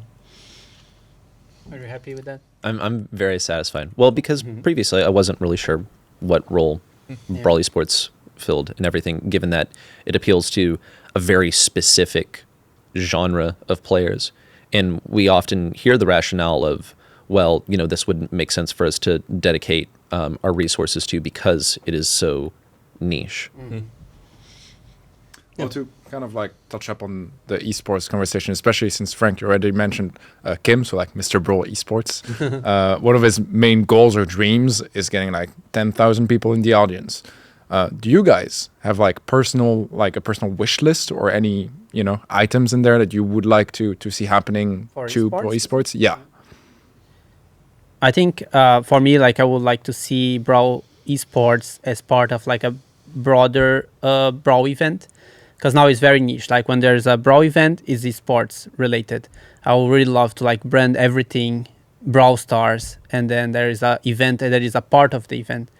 And I think, and I see like it as a great marketing tool, because like having the best players in the world playing live for you, it is a cool thing to have in every event we have, right? So I think what I would like to see is an event that not only bring the best players in the world, but also bring like the Brawl universe to this event. So basically, that's it. For me, I think one of the coolest things, and I take this from my personal kind of experiences, is having players, for example, that no longer play the game, but still follow esports. So like, for example, when I played League and then I stopped having the time to play League, but I was still interested in esports. And I think that's in my mind, like nearly ultimate fandom. Like you still want to experience the game, you still want to feel that feeling, but you just don't, for example, for one reason or another, you can't play anymore, or you have a break from the game or whatever, but you're still interested. I think that's really cool. For you, Frank. Yeah, it's a. There's the pretty boring answer, which is like, I would love to be in a place that we could invest even more in Brawl Esports, because it's either like profitable or at least break even. Because then, you know, like, I think it would give many people in our ecosystem like career opportunities at the end of the day. The players, the talent, I think that would be amazing. And if it can help us to achieve some of our strategical goals, especially when you think about geo expansion and stuff like that. We are a global game already, so we cannot expand in the sense of, hey, the moon. Planets. It's like Not yet. not yet, at least. But we're not big everywhere. We're a pretty global game, actually. We're pretty global. There's not many games that are big in Japan, Korea, the US, Europe, and South America. But I do believe that there's generally more space for Brawl to grow. And I think esports could be one angle in some markets, at least. In other markets, not relevant. But in some markets, there is space for this. So I just can't help but wonder, you know, how much more can we use esports on one side as a tool for us to help keep Brawl growing in some markets, while making it more sustainable for everyone involved. So that would be great. So and Dani's point is a great one. Like, should, you know, when we have a Brawl BSC season in a month, should that be themed around the update we have that month? Should it be, you know, can we integrate both things more with each other? And then if we have an in-person event, does it only have to be esports? Or could there be fan meetup with, you know, some content creators? And over there's a merch corner where you can buy merch, and then there's some other activities. So I think, like, there's just many opportunities we haven't really tapped into. Also because of, you know, our traditionally small team sizes. We're trying to get in a better place with this, where we have more bandwidth and where we can try out and experiment more. Yeah, Well, Reddy can. you use your question tickets on that one. Yeah, I suppose so. We'll see. I think a lot of my questions here have been answered. Here's just kind of an interesting theoretical question, just to kind of see how y'all think. I think I asked you something quite similar at Worlds last year. The question is, do you think Brawl Stars would be a better, meaning more fun and enjoyable game if spending money were not an option? I don't think so, personally. Like, the way we're looking at money, like every business, like, not like every business, actually. Like, whenever we create new content, money is never the driver behind that. When we create a new feature, it's always driven by, how does it make the player's life better? Does it have a monetization component? Sometimes yes, sometimes no. But we generally want to make the best game first. But monetization for us, it's the ultimate sign of engagement. People do not invest time or money into stuff they don't care about. So for us it's more like, it's an outcome. It's not the goal. I can tell you nobody would work in video games if it was about money only. There's, you know, like, people could invest their programming skills, their design skills, their business skills into other industries and would make more money, personally speaking. But most of us are here because of a passion. And all of us are playing the game. And you can have, you know, like, with all of us, a meaningful conversation about the game. But of course we need to earn some money to keep this going, to invest in things like esports, to just, you know, pay the bills. And the more profitable we are, the more opportunities we have to do things. And this is a bit zoomed out, not only Brawl, right? As a company, if Brawl is not profitable, of course, like, maybe let's assume for a second, very hypothetical, we would just break even. So we would have Brawl. It would be this stalemate where we only have Brawl.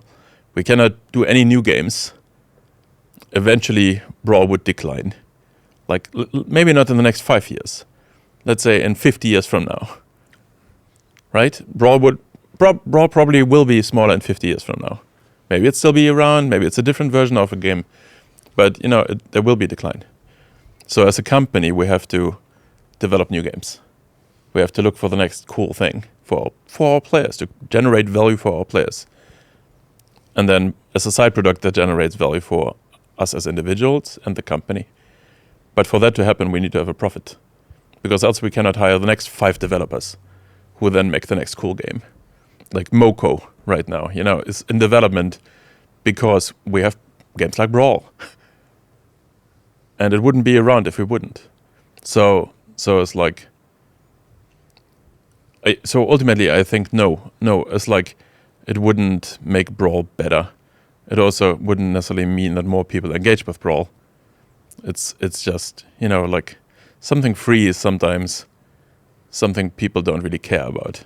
But I think I was like getting your question from a philosophical perspective. Like, if you don't have to spend, can you have the same amount of fun? And I was like in a crisis while Frank was answering that one, because I was trying to think of like, there are like free-to-play games that I don't pay anything and I just churn immediately, as opposed to like when, for example, like I bought this Astrobot that just got released for PlayStation, and then I just feel like the need to play and have fun, right? It's almost like there's like a commitment with the money involved. And I would say like Brawl is the same thing, that is like, I don't know, like you're playing normally, you're evolving, but it feels stale. It feels like I want more of this. And then it feels like the money part, but like I don't know how much is it like, like the universe we live, which is like the capitalism, blah, blah, blah, that it makes money important for you to have fun or something. Or, I don't know. It feels that if you don't pay for it, you don't feel as committed, and it even could feel like less fun. It's like when you buy a skin, you want to show off that, and then it's part of the fun, right? And it could be like if everyone could buy this skin, or like you don't need to pay money for that, it loses the fun of like the showing off. I don't know. It's really deep. But really, and going back a bit, because like, let's say there was no way to pay in the game for anything, then probably you would have to pay for the game itself, right? Like that's the option, because there needs to be somewhere. And if you do that, then that's a really hard hurdle for people to overcome, right? So then suddenly, because we want to reach mass audience, right? We want to reach as many people as possible to have fun with the game. And if you have to pay for it, then we are no longer achieving that. Because a lot of people, they can't afford that. Like for example, or for some reason, they don't want to do that. And then we kind of failed on the first step already. So it's not really viable for us in that way. I think like some of the message of, our goal is to make a good game first and foremost, gets lost when you are like only seeing things from the outside in. And you don't have that transparency of, hearing the thoughts and sort of the inner machinations of the mindset of everyone on the team. Because in the end, it is a necessity that, this can sustain the lifestyle of everyone that creates the game. It's all just quite complicated, I think. It's a good conversation starter, It's probably, you could have probably a whole podcast just about this topic. Yeah. It's like, of course, as a company, we choose free-to-play as a business model because we have that dream of bringing games to as many people as possible. And I think it's like, to create inclusive games, right, you need to be free-to-play. It's like how many, like something, like we're getting fan mail quite often. And we're getting like messages from parents quite often. I can tell you, after COVID, there was this spike of positive influx of messages from people who said, thanks for Brawl Stars, because like I was stuck in my room and like that was my outlet. That was my way into the world, and completely free to play. And we're completely happy if you're completely free to play. We're not, we're happy with having you around. And the lion's share of our users today is free to play. That's true for every free-to-play game. But the amount of people who can play games that are free-to-play today because of the model versus the amount of people who could play games before that. It's like both the mix free-to-play model and mobile. It made, it democratized gaming. It made it from an exclusive hobby for a small niche of people who had enough money to buy a PC, to buy a gaming console, to buy all of that, to open it up to, like this was the Diablo guys, right? Don't you have a phone? Everyone has a phone. Everyone has a phone today, and everyone can download free-to-play apps. So the amount of people who play games today is so much bigger because of this. And it's like, for me, it's like, I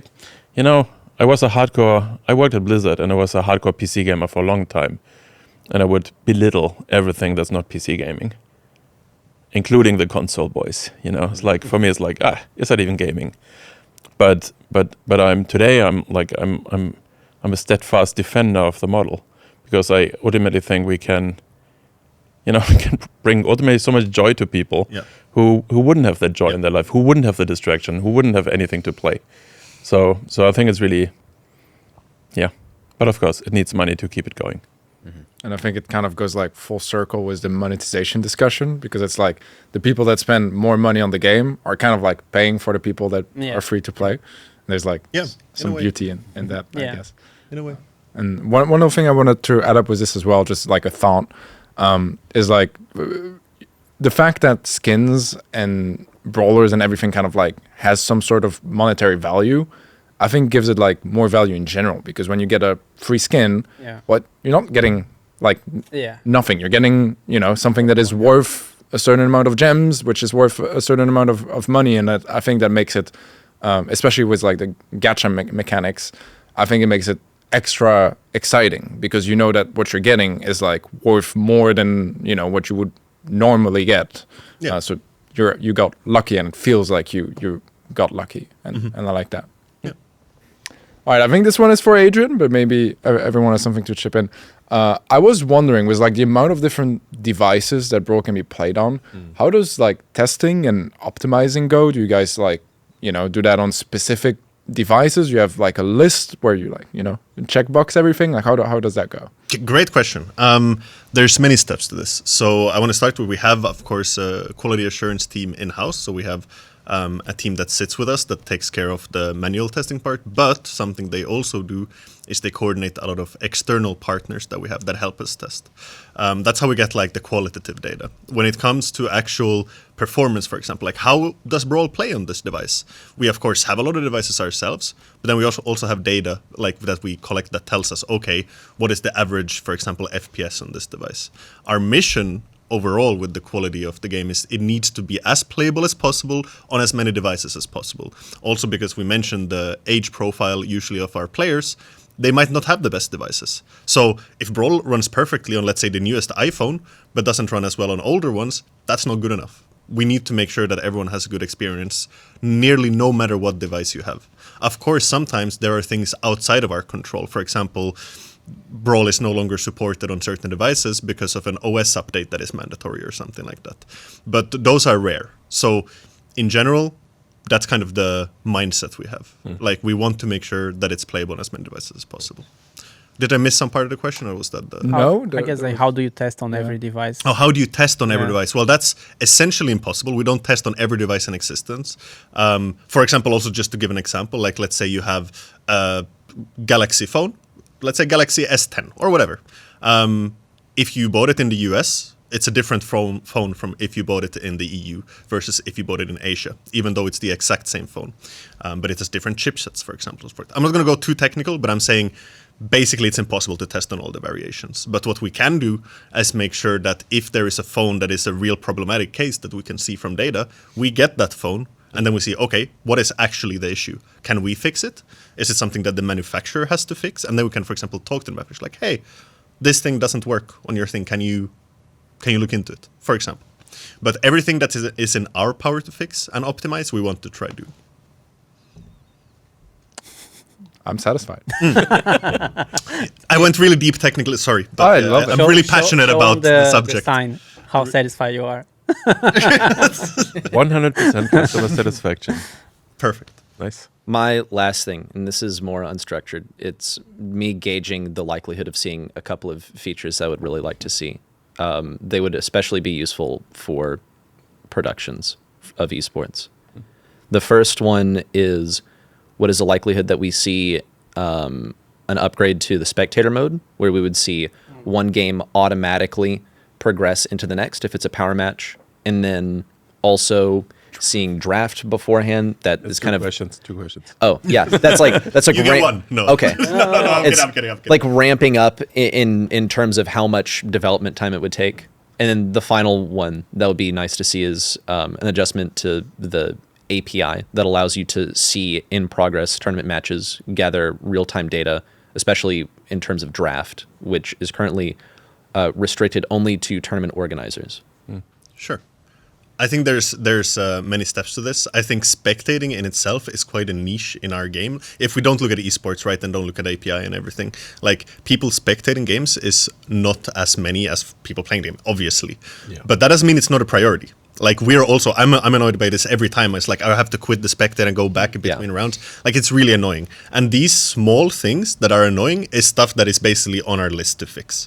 So, but it doesn't mean that that's the first thing we're going to fix, but eventually we will get to it. Unfortunately, it's not a satisfactory answer because I can't give you, we will fix it then, but I can tell you we will fix it eventually, if that makes sense. Yeah, maybe like if you're touching on a feature that is related to spectate or something like that, then I guess like some esports integration with the game or whatever, then now it makes sense to get like this feature from the backlog or something like that. Exactly. And I think it's the same kind of logic for APIs. Yes, like we want to make sure it's as user-friendly as possible, as versatile as possible, and has, you know, kind of the robustness that you'd expect from the API on the esports side. But again, that takes time, and it just needs someone to prioritize it. And for us to be able to, okay, this is actually something we really need, for example, for this production to be of the quality that we want it to be, and stuff like that. On the API side, actually, we recently hired a new team member. He's a producer who is helping us to get a bit more organized with some things. And like general API, not necessarily only esports API, is now a constant part of our thinking every update cycle. So you already started reaching out to some third-party developers who build websites and stuff around that Brawl to ask them, hey, what kind of features do you want? So the esports API is just one other angle there. And it's probably something we're going to improve over time, and hopefully we can make it more accessible for other people. But there's like around competitive play in general, etc. Right? It's still the way it's structured right now. Besides BSC, it's rather niche. So there's other things which probably come before making the esports API more accessible, and things like, can we make it easier for people to run tournaments within Brawl with in-game rewards? Like we don't know yet. It's that's that. I think the complicated thing is the spectating draft. That's technically not the way how it's structured today. There's no easy way of doing this, and so I wouldn't get my hopes up that will happen anytime soon, if at all. But the other two, I think a little bit of like quality of life related to this as well is like, I think it would go a long way for third-party events, for streaming a match arena, and even like in the BSC at times, because you have spectator bugs where if you're spectating a lobby, it's going to switch sides, or the lobby is not going to appear at all, so you have to go in the friend list, and it's like those little inconsistency. Don't get me started on like the spectator servers at time. So there's a lot of those like things that kind of come into play, and I know it's very niche, but it is truly like a limit that is, I think, frustrating for like people heavily involved in esports, because there's nothing we can do about it, because it's just like, okay, we can't spectate the game. There's no solution. Yeah, that's fair. Just before we go to the Reddit questions, I know that Reddy is good at impressions. Oh. And maybe you do the impression and people try to guess who it is. Yeah, this is actually a great idea. This is a really tough one. Y'all ready? Yeah, let's go. Hello everyone, and welcome to Brawl Talk. Today we are going to be introducing 6 new Hypercharges, several star powers, 2 new Brawlers in this next update. I don't know who you're talking about. Thank you very much. Like you even sounded more German than French. No, no way. Can you say Kartoffelpuffer again? Oh, yeah. Kartoffel something. Close enough. Close enough. It's a pass. Yeah. Can you do an impression of us or? I'm working on one of you, but it's not ready for anyone. Okay, here okay. yet. Not ready production quality. Not ready for the big show. Okay. That makes sense. Fair enough. All right, so let's go to the Reddit questions. I think those are like still like very engaged players, so like it might take some time, but then the Instagram and YouTube, they should be really casual. Your bitter rival. Do you plan on buffing the star powers gadgets that didn't keep up with the power scaling, like Ruff's field promotion, for example? Yeah, this is a really good question. The problem with that one specifically is it's a flat value, and it's like that on purpose. There's a few flat values things in the game still, for example, the shield gear, because if that is made percentage based, then it kind of flips who it's for. Instead of being for a squishy brawler, now it's for a tank, for example, for the shield gear, if it's, let's say, 10% of your HP. It's similar to the field promotion, but I do think we could increase the flat value, but probably not make it a percentage, if that makes sense. Yeah. Pale Major. The community has asked for so long to find solution with coins compared to power points. Coins is in big shortage.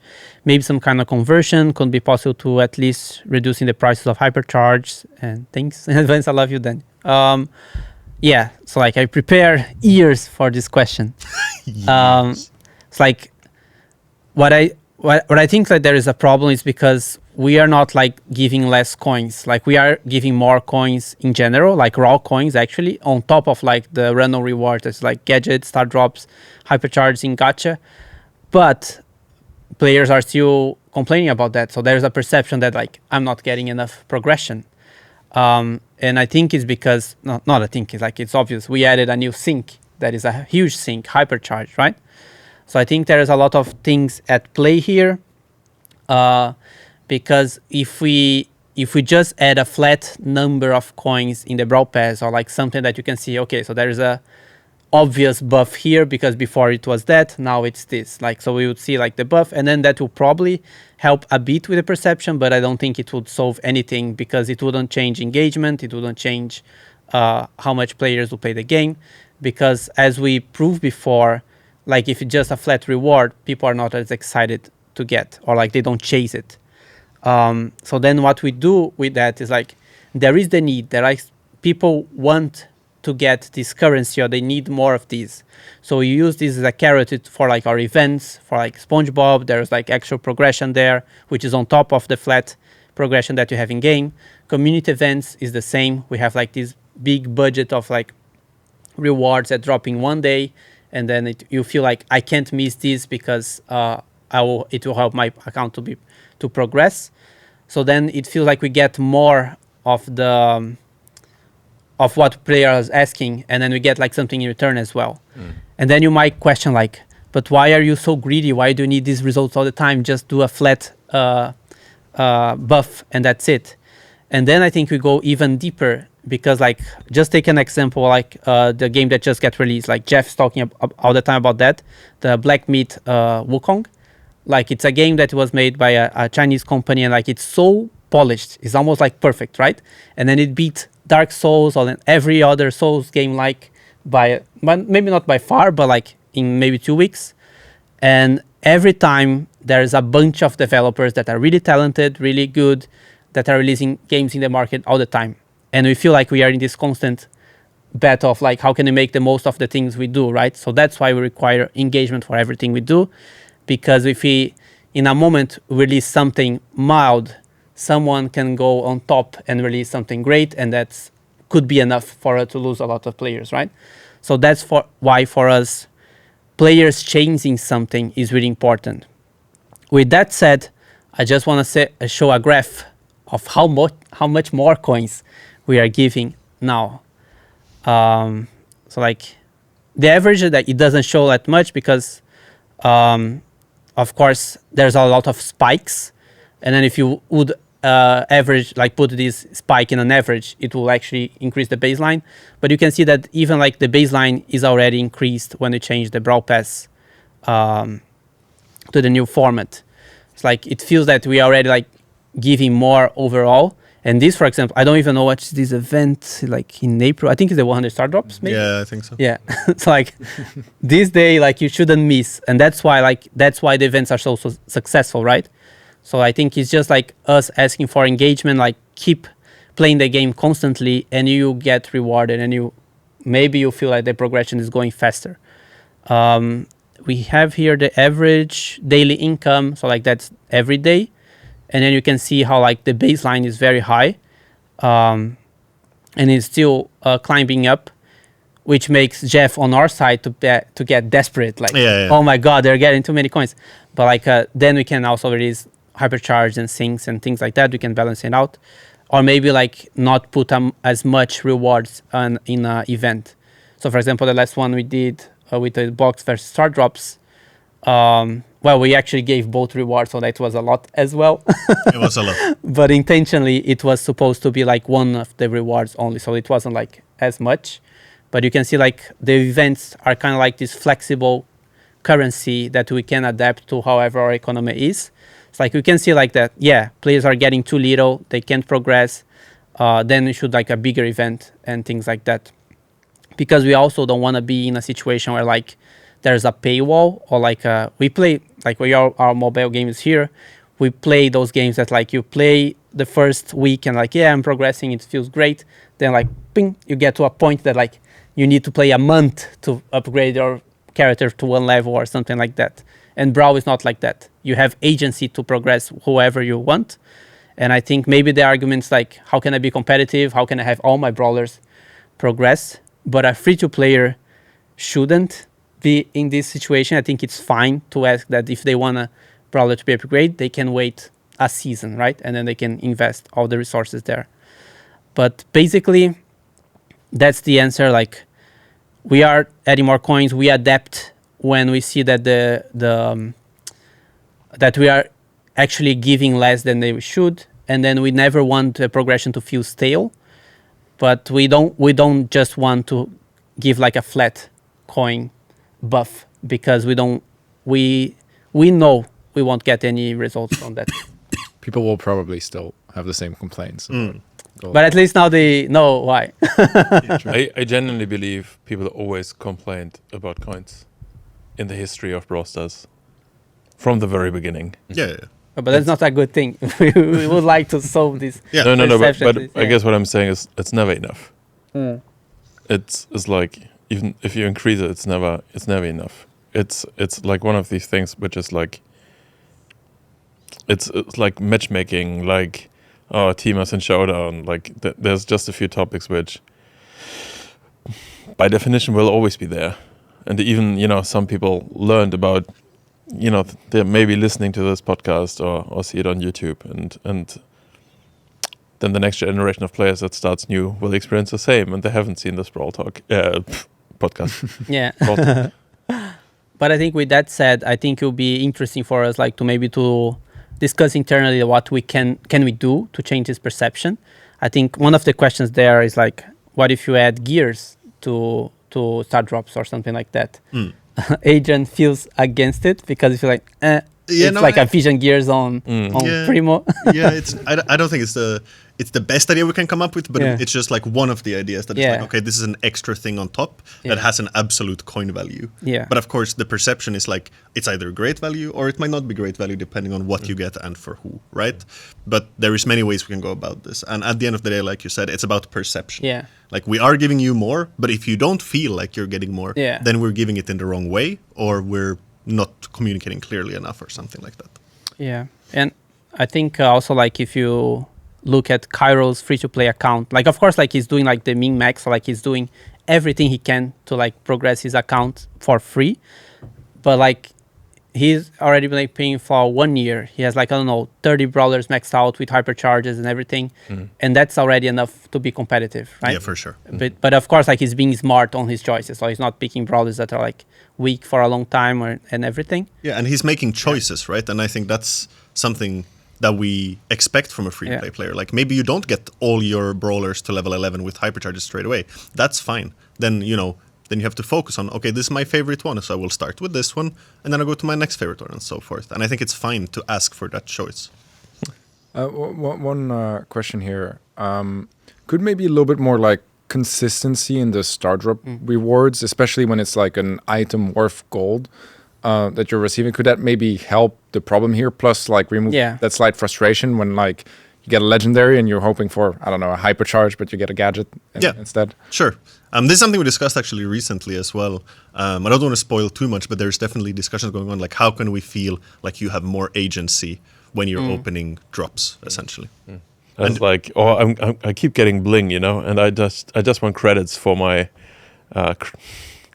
for my fame. And I was just gonna say, like, it's very subjective as well, right? Like, let's say you get a hypercharge, right? If you really like that brawler, that's a great drop for you. If you don't like the brawler, that's not a good drop for you. But value-wise, it's the same, right? Like, the absolute value is the same, but not for you. And that's a tricky thing to solve for, right? Like, how do you feel about that? So.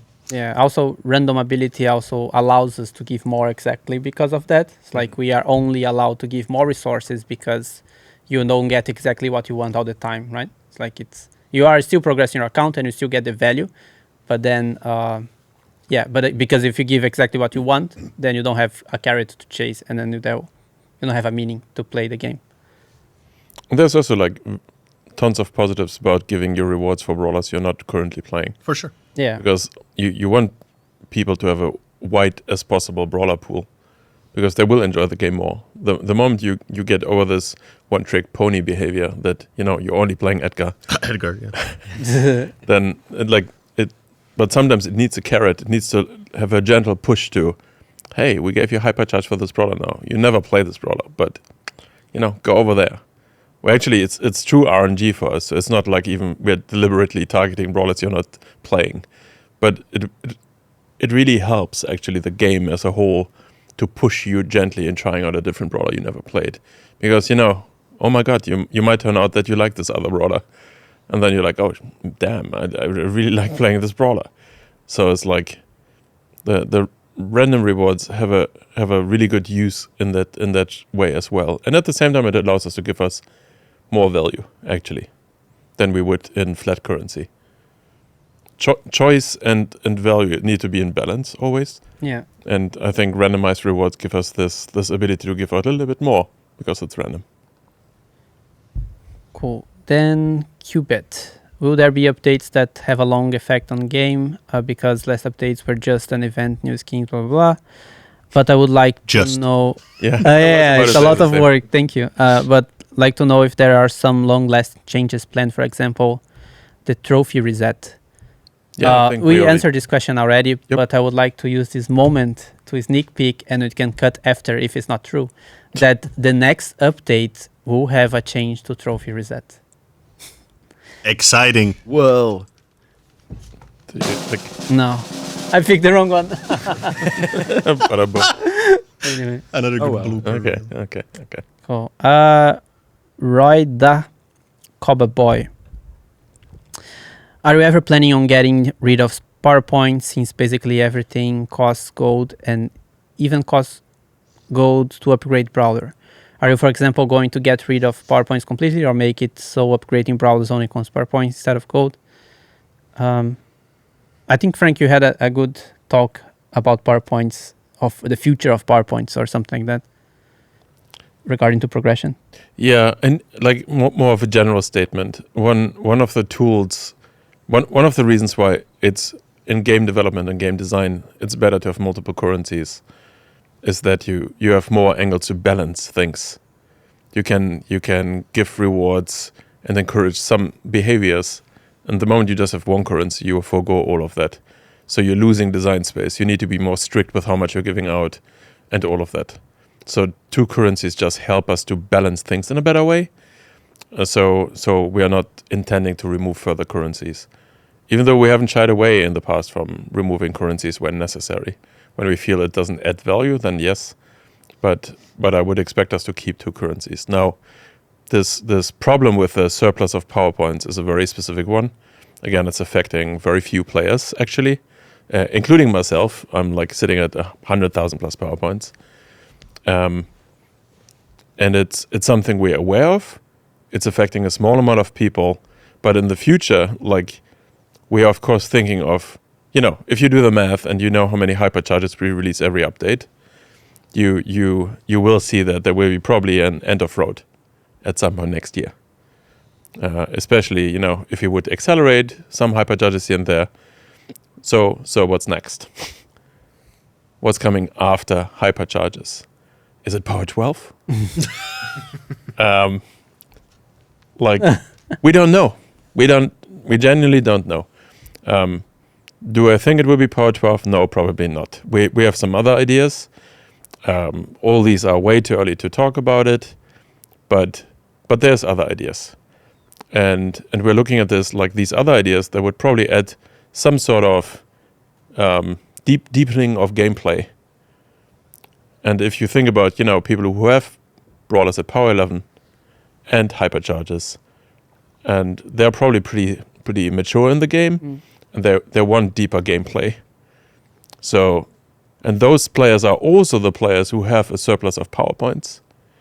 So, I guess like an opportunity. Yeah. Can we take these two things and, you know, make something magical in the middle? So can we add deeper gameplay while addressing the PowerPoint surplus on high end? Yeah. For high end players, for people who have pretty much all the brawlers unlocked, because it's the only situation you will be in a surplus of PowerPoints. So we're trying to figure out, like, if we can solve both things at the same time, have cool new gameplay and fix the PowerPoint situation. So in the short term, that also means that we're not going to change anything about the existing situation, because, you know, we want to get there sooner or later. Tiger Tor 1 question. What is your opinion on win traders and win trading and high trophy matchmaking? How you plan to fix it? Like, it's really tricky to tell what's win trader exactly, because, like, to understand that someone is coordinating this win through a third-party software already is one thing. But, like, someone seeing, like, for example, they see Reddy and Teddie playing against them, they're like, yay, so excited, I will give this win to them. Like, is this win trading if it's, like, organically from the other team to give this free win? Of course, like, we can identify patterns and everything. And when we do, then we take action and we punish the player. But I think even in Showdown, which is, like, I think is, like, where people complain about the most, people seem to win because, like, it's like survive, right? Survive this, and then they use it as a strategy. So I guess, like, long story short, when we identify a pattern that, yeah, it is a coordinated win trading, we do punish the player. But if it happens organically, it's really hard to tackle. Mm-hmm. Have you considered just punishing throwing in general? Yeah, I think we did some cases of, like, or... We did punish people already. Yeah, we're actively punishing. because then it's considered griefing, right? Because you are affecting your teammates. Yeah. But yeah, we do that as well. And then the increased amount of power points. Okay. We had that one. Yep. Okay, Tiger Tor. There's more. Maybe from now I will just answer one question of the ones that answer the question that asks multiple questions. Mm-hmm. I'm sorry, Tiger Tor. Sir Mariep, is there a possibility that we can choose what lobby music we want to play in the background? I want to be able to listen, let's say, Swamp of Love, blah blah. Yeah. I think it's like we talked about this, I think, in the past already. Probably. Yeah. We all like the idea. It's more of a, you know, it's somewhere on a nice to have list. Yeah. Of something we would like to do at a point. It's just not a priority because it's not that important or impactful. Yep.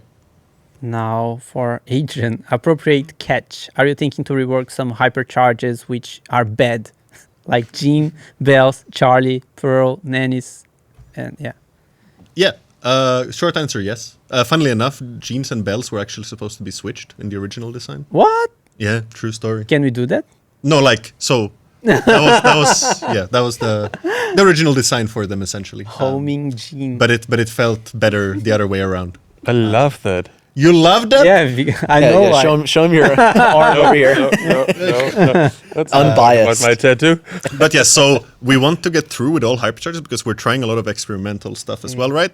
And once we're done, we can go back and go like, okay, which ones don't work? And then we can deal with those. Cool. Mario YouTuber Bloody X. For a ranked, why can't I sort the brawlers the way I want? So like it's asking for... Sorting. Yeah. or like pick a favorite, kind of like that. Right. We did discuss about that. We did. Yeah. I think the long story short is we feel also the pain of trying to find the brawler you want in ranked. So long story short is yes, we want to change it to be easier. We don't know when, but there is a lot of solutions that we have in mind for this.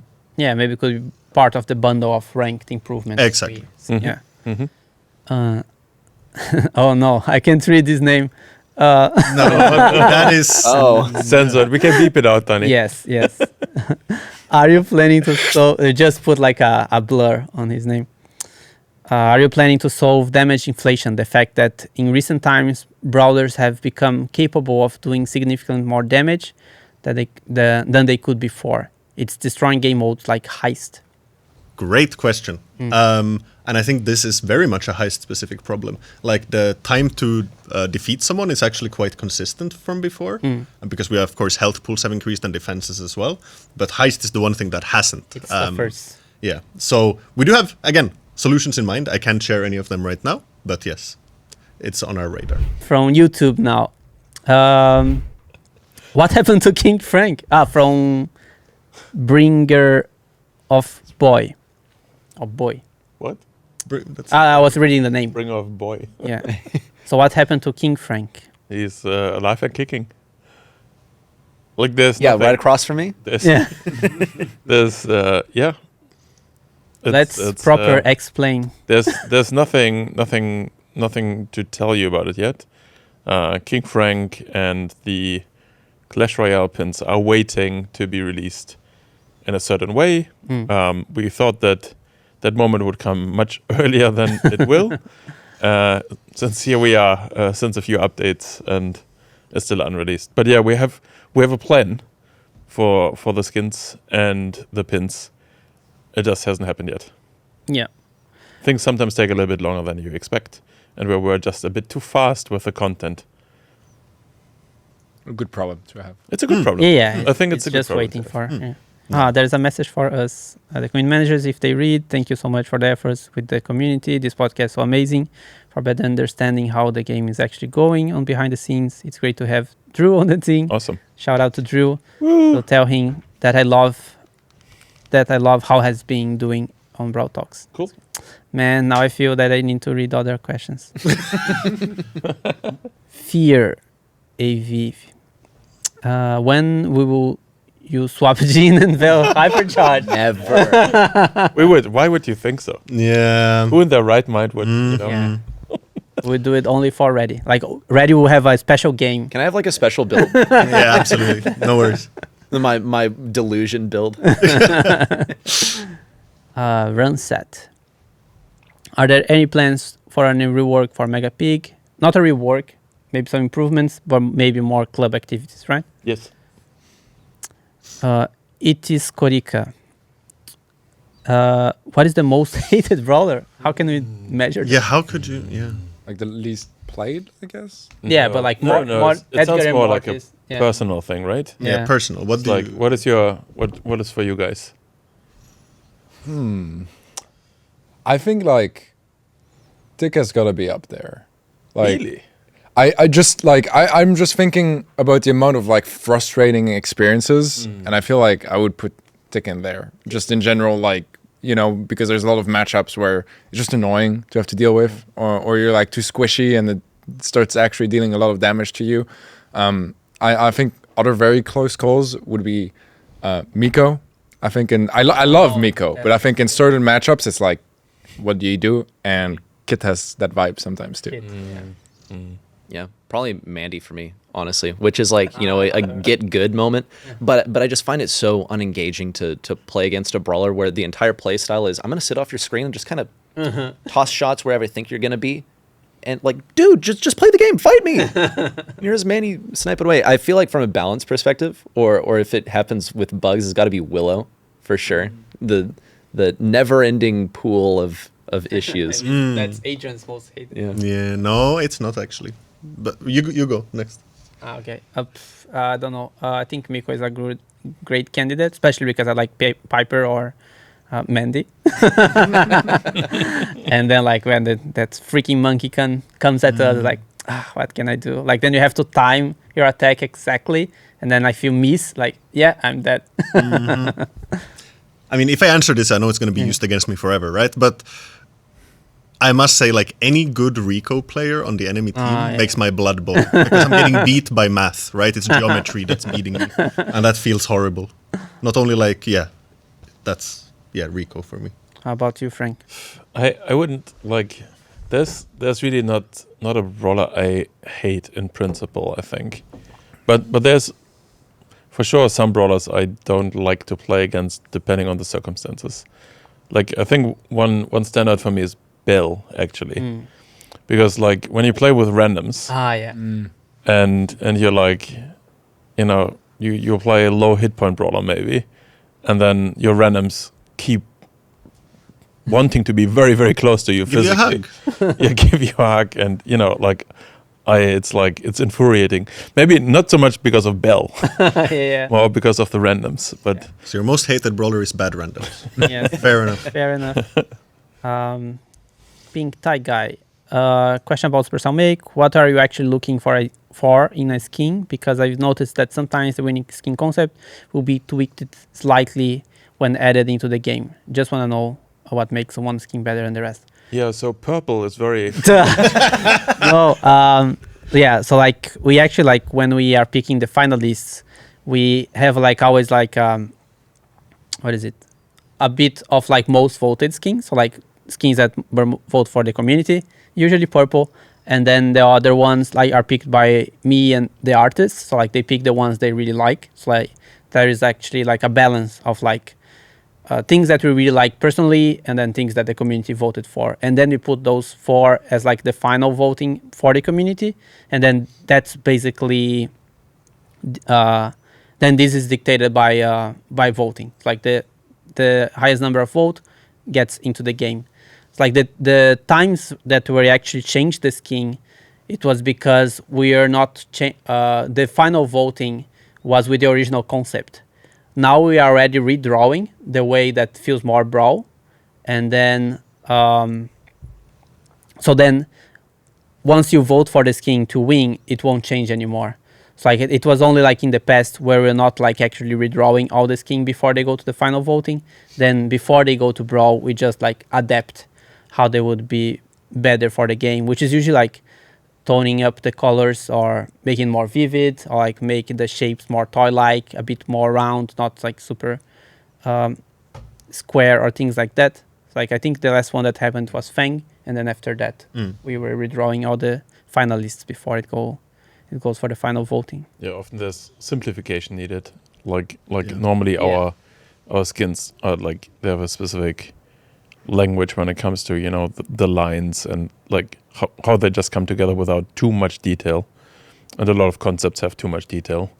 Even like that's not happening only with fan artists, by the way. That also happens internally when someone is creating a concept, or like one of our partners creates a concept that we have to quite often, you know, go back and forth until we find the final thing. So it's just with fan artists, we cannot do that the same way. We cannot take their time that much. So we do it ourselves and because we normally then end up liking those designs, right? We think they're there. So it's just a step in between. Cool. No error. Is it possible to add a game mode where the new balance changes or brawlers will be available for playtesting to get enough data for the casual player base, from the casual player base on how fair the changes are and how balanced the new brawlers are? So basically like a test build. Yeah. So this is interesting. So because it says, is it possible? Currently, no, actually. We can't have like two versions of the game in the same game. Something we want, though, is being able to add, let's say, balance changes on the fly, so to speak. Because now, as you've noticed, whenever we need to make balance changes, we should need to have a maintenance for it. In a perfect world in the future, I would love to see us being able to do that on the fly. And when that happens, this is also possible. And I think it's actually a pretty good idea. Well, something that I've noticed lately is when I load up Brawl Stars, it says downloading content. And I see this happen with other games where you don't need to download an update from the App Store. You don't need to go through that layer of approval. You can just get the update that way. Is that one of the systems that would assist with this in the future? Absolutely, yes. Yes. The thing is, we always had content downloads. Yes. It's just now we, instead of seeing the bar sitting there at X%, or you see the number, or you don't see the bar moving at all. Now we tell you the actual. It's kind of, there's not such big of a change there actually. It's more like now we are visualizing it slightly different, so you actually see that something is happening. I see. Yeah, because otherwise you can feel stuck, right? And when the bar gets stuck and you're like, is something happening? But now you actually see something happening. And especially in hindsight, for the future, if we have bigger downloads, then without the bar, you're like, oh, what's happening? Did my client die? Whatever. So it's like, yeah. Diego Bolea, like will be changed to the map maker in 2024. I use it a lot to play with my friends, and it's so abandoned. There won't be changes to map maker in 2024. It's like if like in the roadmap video in the past and in the future, we're talking about what's our focus, and everything that's not mentioned there is not in our focus. And map maker, even though we're all fans of the map maker, we think it's like it has tons of potential and everything. It's also one of these things that it's a fairly big project to do anything with it.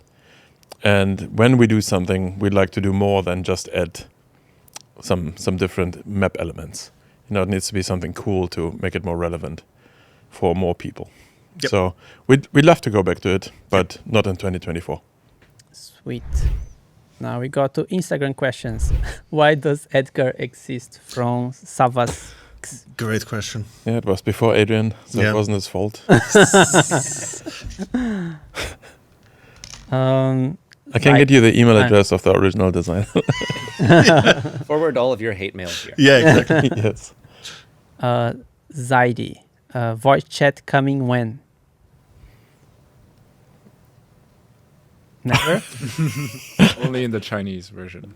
Yeah, it's something we've toyed with the idea a few times already, but it's easier said than done.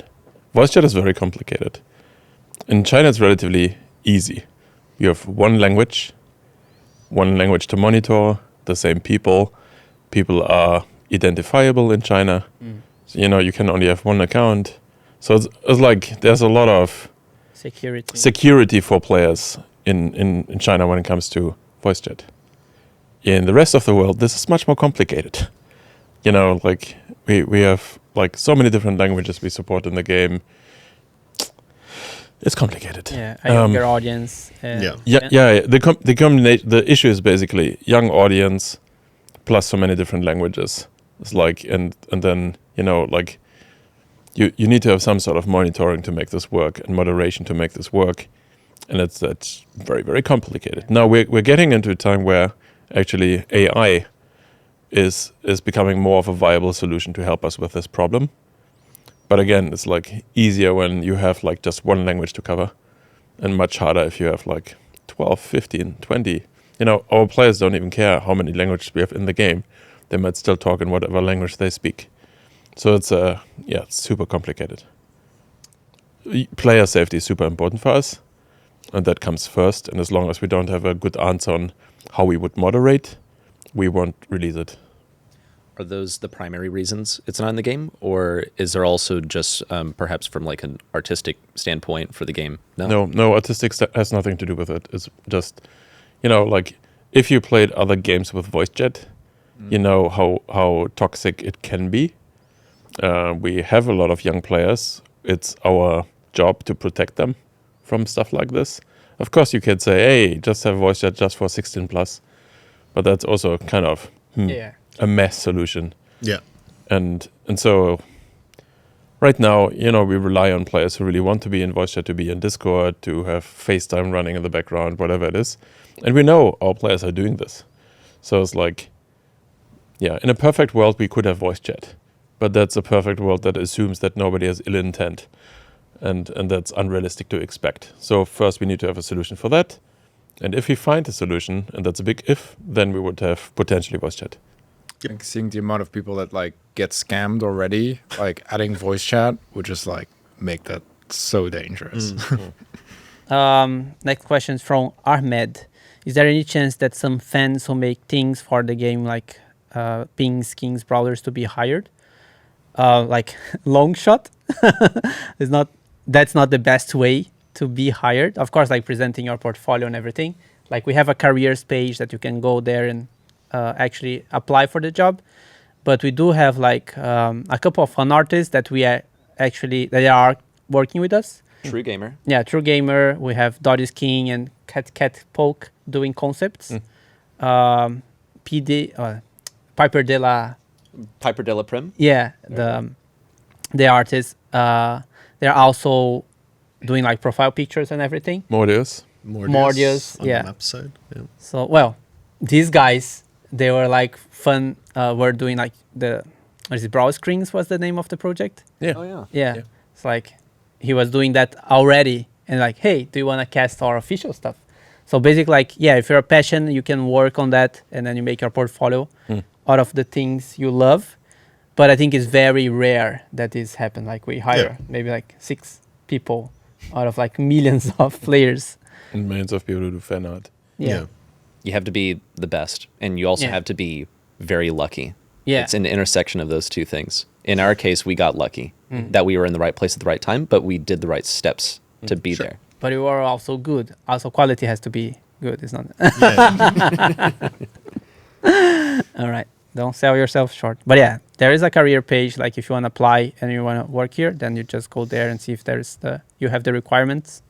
But a better way, if you really want to get in the games industry, is actually to, either study in a field that gets you closer there, and then to work in gaming companies in general. And most people don't start in a company like Supercell. Yeah. That's like, it's also like most of us started in smaller companies and, in indie studios and whatever. So there's no one path to this. But it's very, very rare and exceptional that you will be hired inside the company from being a fan artist. Yeah. So it's almost, because it's like you're probably fulfilling a niche of a certain things you're really good at. But when we hire artists, for example, on the inside, our expectations are very, very high. And so they need to have like tons of experience. And this goes beyond art, right? It goes you need to be a professional. Yeah. Can you deal with feedback? Can you communicate? Can you organize structure? It's also technical, right? Like integrate this into the game actually. Yes. And so forth. It's many things together. And like draw what you don't want to necessarily. Yeah. Also. You're not always in love with exactly what you're doing there. You still need to be professional. Some people need to draw Edgar. So. That is true. Someone did that. I don't think anyone volunteered. I think someone volunteered actually. Yes. To give a glimpse of how Dotty and Cat Poke got hired, like they do skin concepts, and then in Make they always like release like 10 or 8 submissions, and all of those submissions were like top 10. It's like they had something that they get what the community wants, right? It's like, and then they're really good quality. So like, hey, would you like to work on the official skins? But yeah. Ugleza Martik. Why is the reason to delete boxes? Why did we delete boxes? I can answer quickly because we already talked on the first podcast maybe. But I think we had a vision that like we would believe that if you know exactly what you're gonna get and then you just grind for it, would be a better word for the player and for us, right? So we would like get results from that because everyone will be excited about it. And we were wrong. Very wrong. And you can see like on the day you graph, like that's when we remove boxes, that's when the game starts like decrease or like underperform. But the reason that because it came from the complaints of like I never get the brawler I want, like, and good things came from that, right? So the Star Road, where you can actually have some agency on the brawler you collect, came from this thought. But then we just added Starr Drops to still have this exciting reward or the chance of having something very excited in the end. But we failed on the vision we had. We were wrong. Why was Meg reworked? 2 times. Yeah. She was unpopular. People didn't like how she played. Now people like her more. Good. why? Gojo Satoru, and then Mora 3D. Why is Frank bald? That's an interesting story. That's an interesting story. Long time. Long time ago, Oh no. when many of you were not even alive, yours truly was in the military, and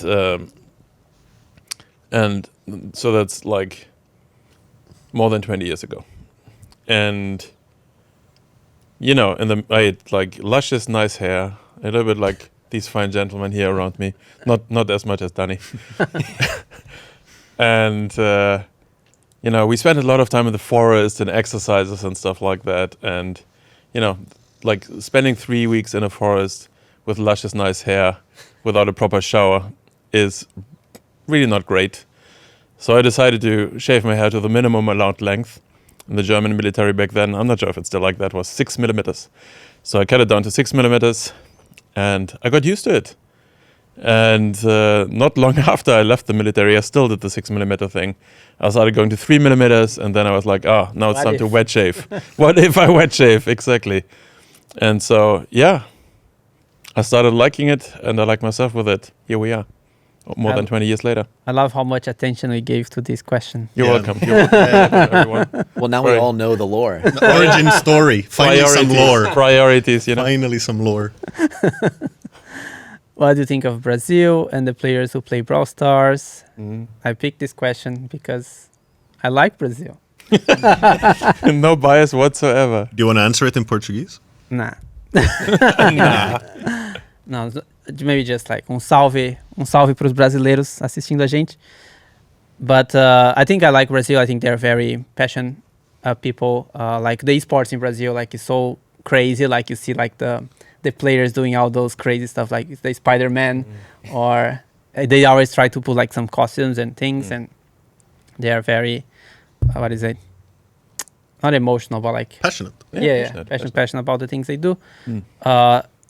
But then the passion goes also to the other side, because like anything that like, if you feel like, when we release, for example, a skin to Piper? No, to the Harvest Moon Festival for Mandy. They're like, why are you doing that for Korea? We Brazilians need more representation. And they're like, man, there's like many countries in this world. Like, like we can do this reference here and there. We don't need like to always, every time we have a skin for some country, we have also in Brazil. But then we did do the Carnival, what is it? Flag bearer Piper. Because we do think they deserve their representation. And then I was, how involved I was. I think someone just said like, what do you think? I said, yeah, was my contribution to my country. Proud of you, Dani. That was from Edu Lopez. But yeah, it would be. I think like whenever we see like streams from esports events in Brazil, I mean, like the passion is just undeniable, and it's just really cool to see. Yeah. I would love us to be at some point in Brazil and have an event. Can I say that? But we are gonna be in BGS, Brazil Game Show. You said so. Yeah, I mean we Brawl Stars. If you wanna go, you can go. But so yeah, there's that, and also something I'm not sure how widely that is known, but we have a bunch of Brazilians in the team. What? So yeah, like there's Fernanda who's creating the characters, who was on one of these podcasts. She's obviously from Brazil, and we have a bunch of other Brazilians in the team who work on Brawl stuff all the time. Yeah. Cool. Miguel 13. Why did you remove the Hypercharge event? Could it come back in the future? Good question. So why did we remove it? We removed it because it wasn't fun. It's like it delivered the goods, but people really just played it to get the goods, and that was not the reason why we made it in the first place. No. So for us, it was like, hey, this could be a really cool, engaging moment for everyone, where you can try out the new Hypercharges and you can have fun with it and you can experiment. It didn't happen. But it wasn't. Yeah. So that's why we stopped. Yeah, and then as we said before, like now we get those opportunity of giving resources, and then we put in the community events where we actually drive more players, and like we make a bigger deal out of that. So the Hypercharge event wasn't doing anything for us, and also was creating problems. Like I think the last change we did didn't work. But when we did work, we didn't see any results. But so I guess the main point there is, even though remove the event, the resources didn't get removed. They just got switched to other things. Yeah, we are not giving the hypercharge directly. Yes. But we are giving the value. Like, for example, right after we did this change, we did the thumbs up for Brawl. It gave like 5 legendary Starr Drops in one go. And then actually, it's very likely that one of those will be a hypercharge. Heavens to evens. A couple of UI changes I've been curious about. Could you get a Wi-Fi interrupted icon by a player's name when they are having connection issues? That way we know they are not getting griefing. They're not griefing. They are just getting disconnected. Interesting. It's an interesting thought because it has pros and cons, right? Like, it's good for your team to know that someone is DC'd. But it's also good for the enemy team to know that someone is DC'd. I think maybe just the teammates would know. Yeah. I mean, yeah, you could do that, right? If it's just the teammates. But it's still, would you like to know that? Yeah, exactly. Would you like to know? No. But it's an interesting idea. I don't think we've actually talked about it too much. So it's a nice thought. Is this maybe an area worth exploring, or that you guys have discussed before? The idea of having like more communication that would not be voice chat or text chat, just like shortcuts to like swap lanes. Yeah, roulette. Yeah, for sure. I think that was really cool. I think a while ago on Reddit there was the idea with the pins of like lanes and stuff. I think that was really cool. But again, we have to understand that that's very niche as well. Like only the more engaged players even know what a lane is as a concept, right? So we have to think a bit more about that.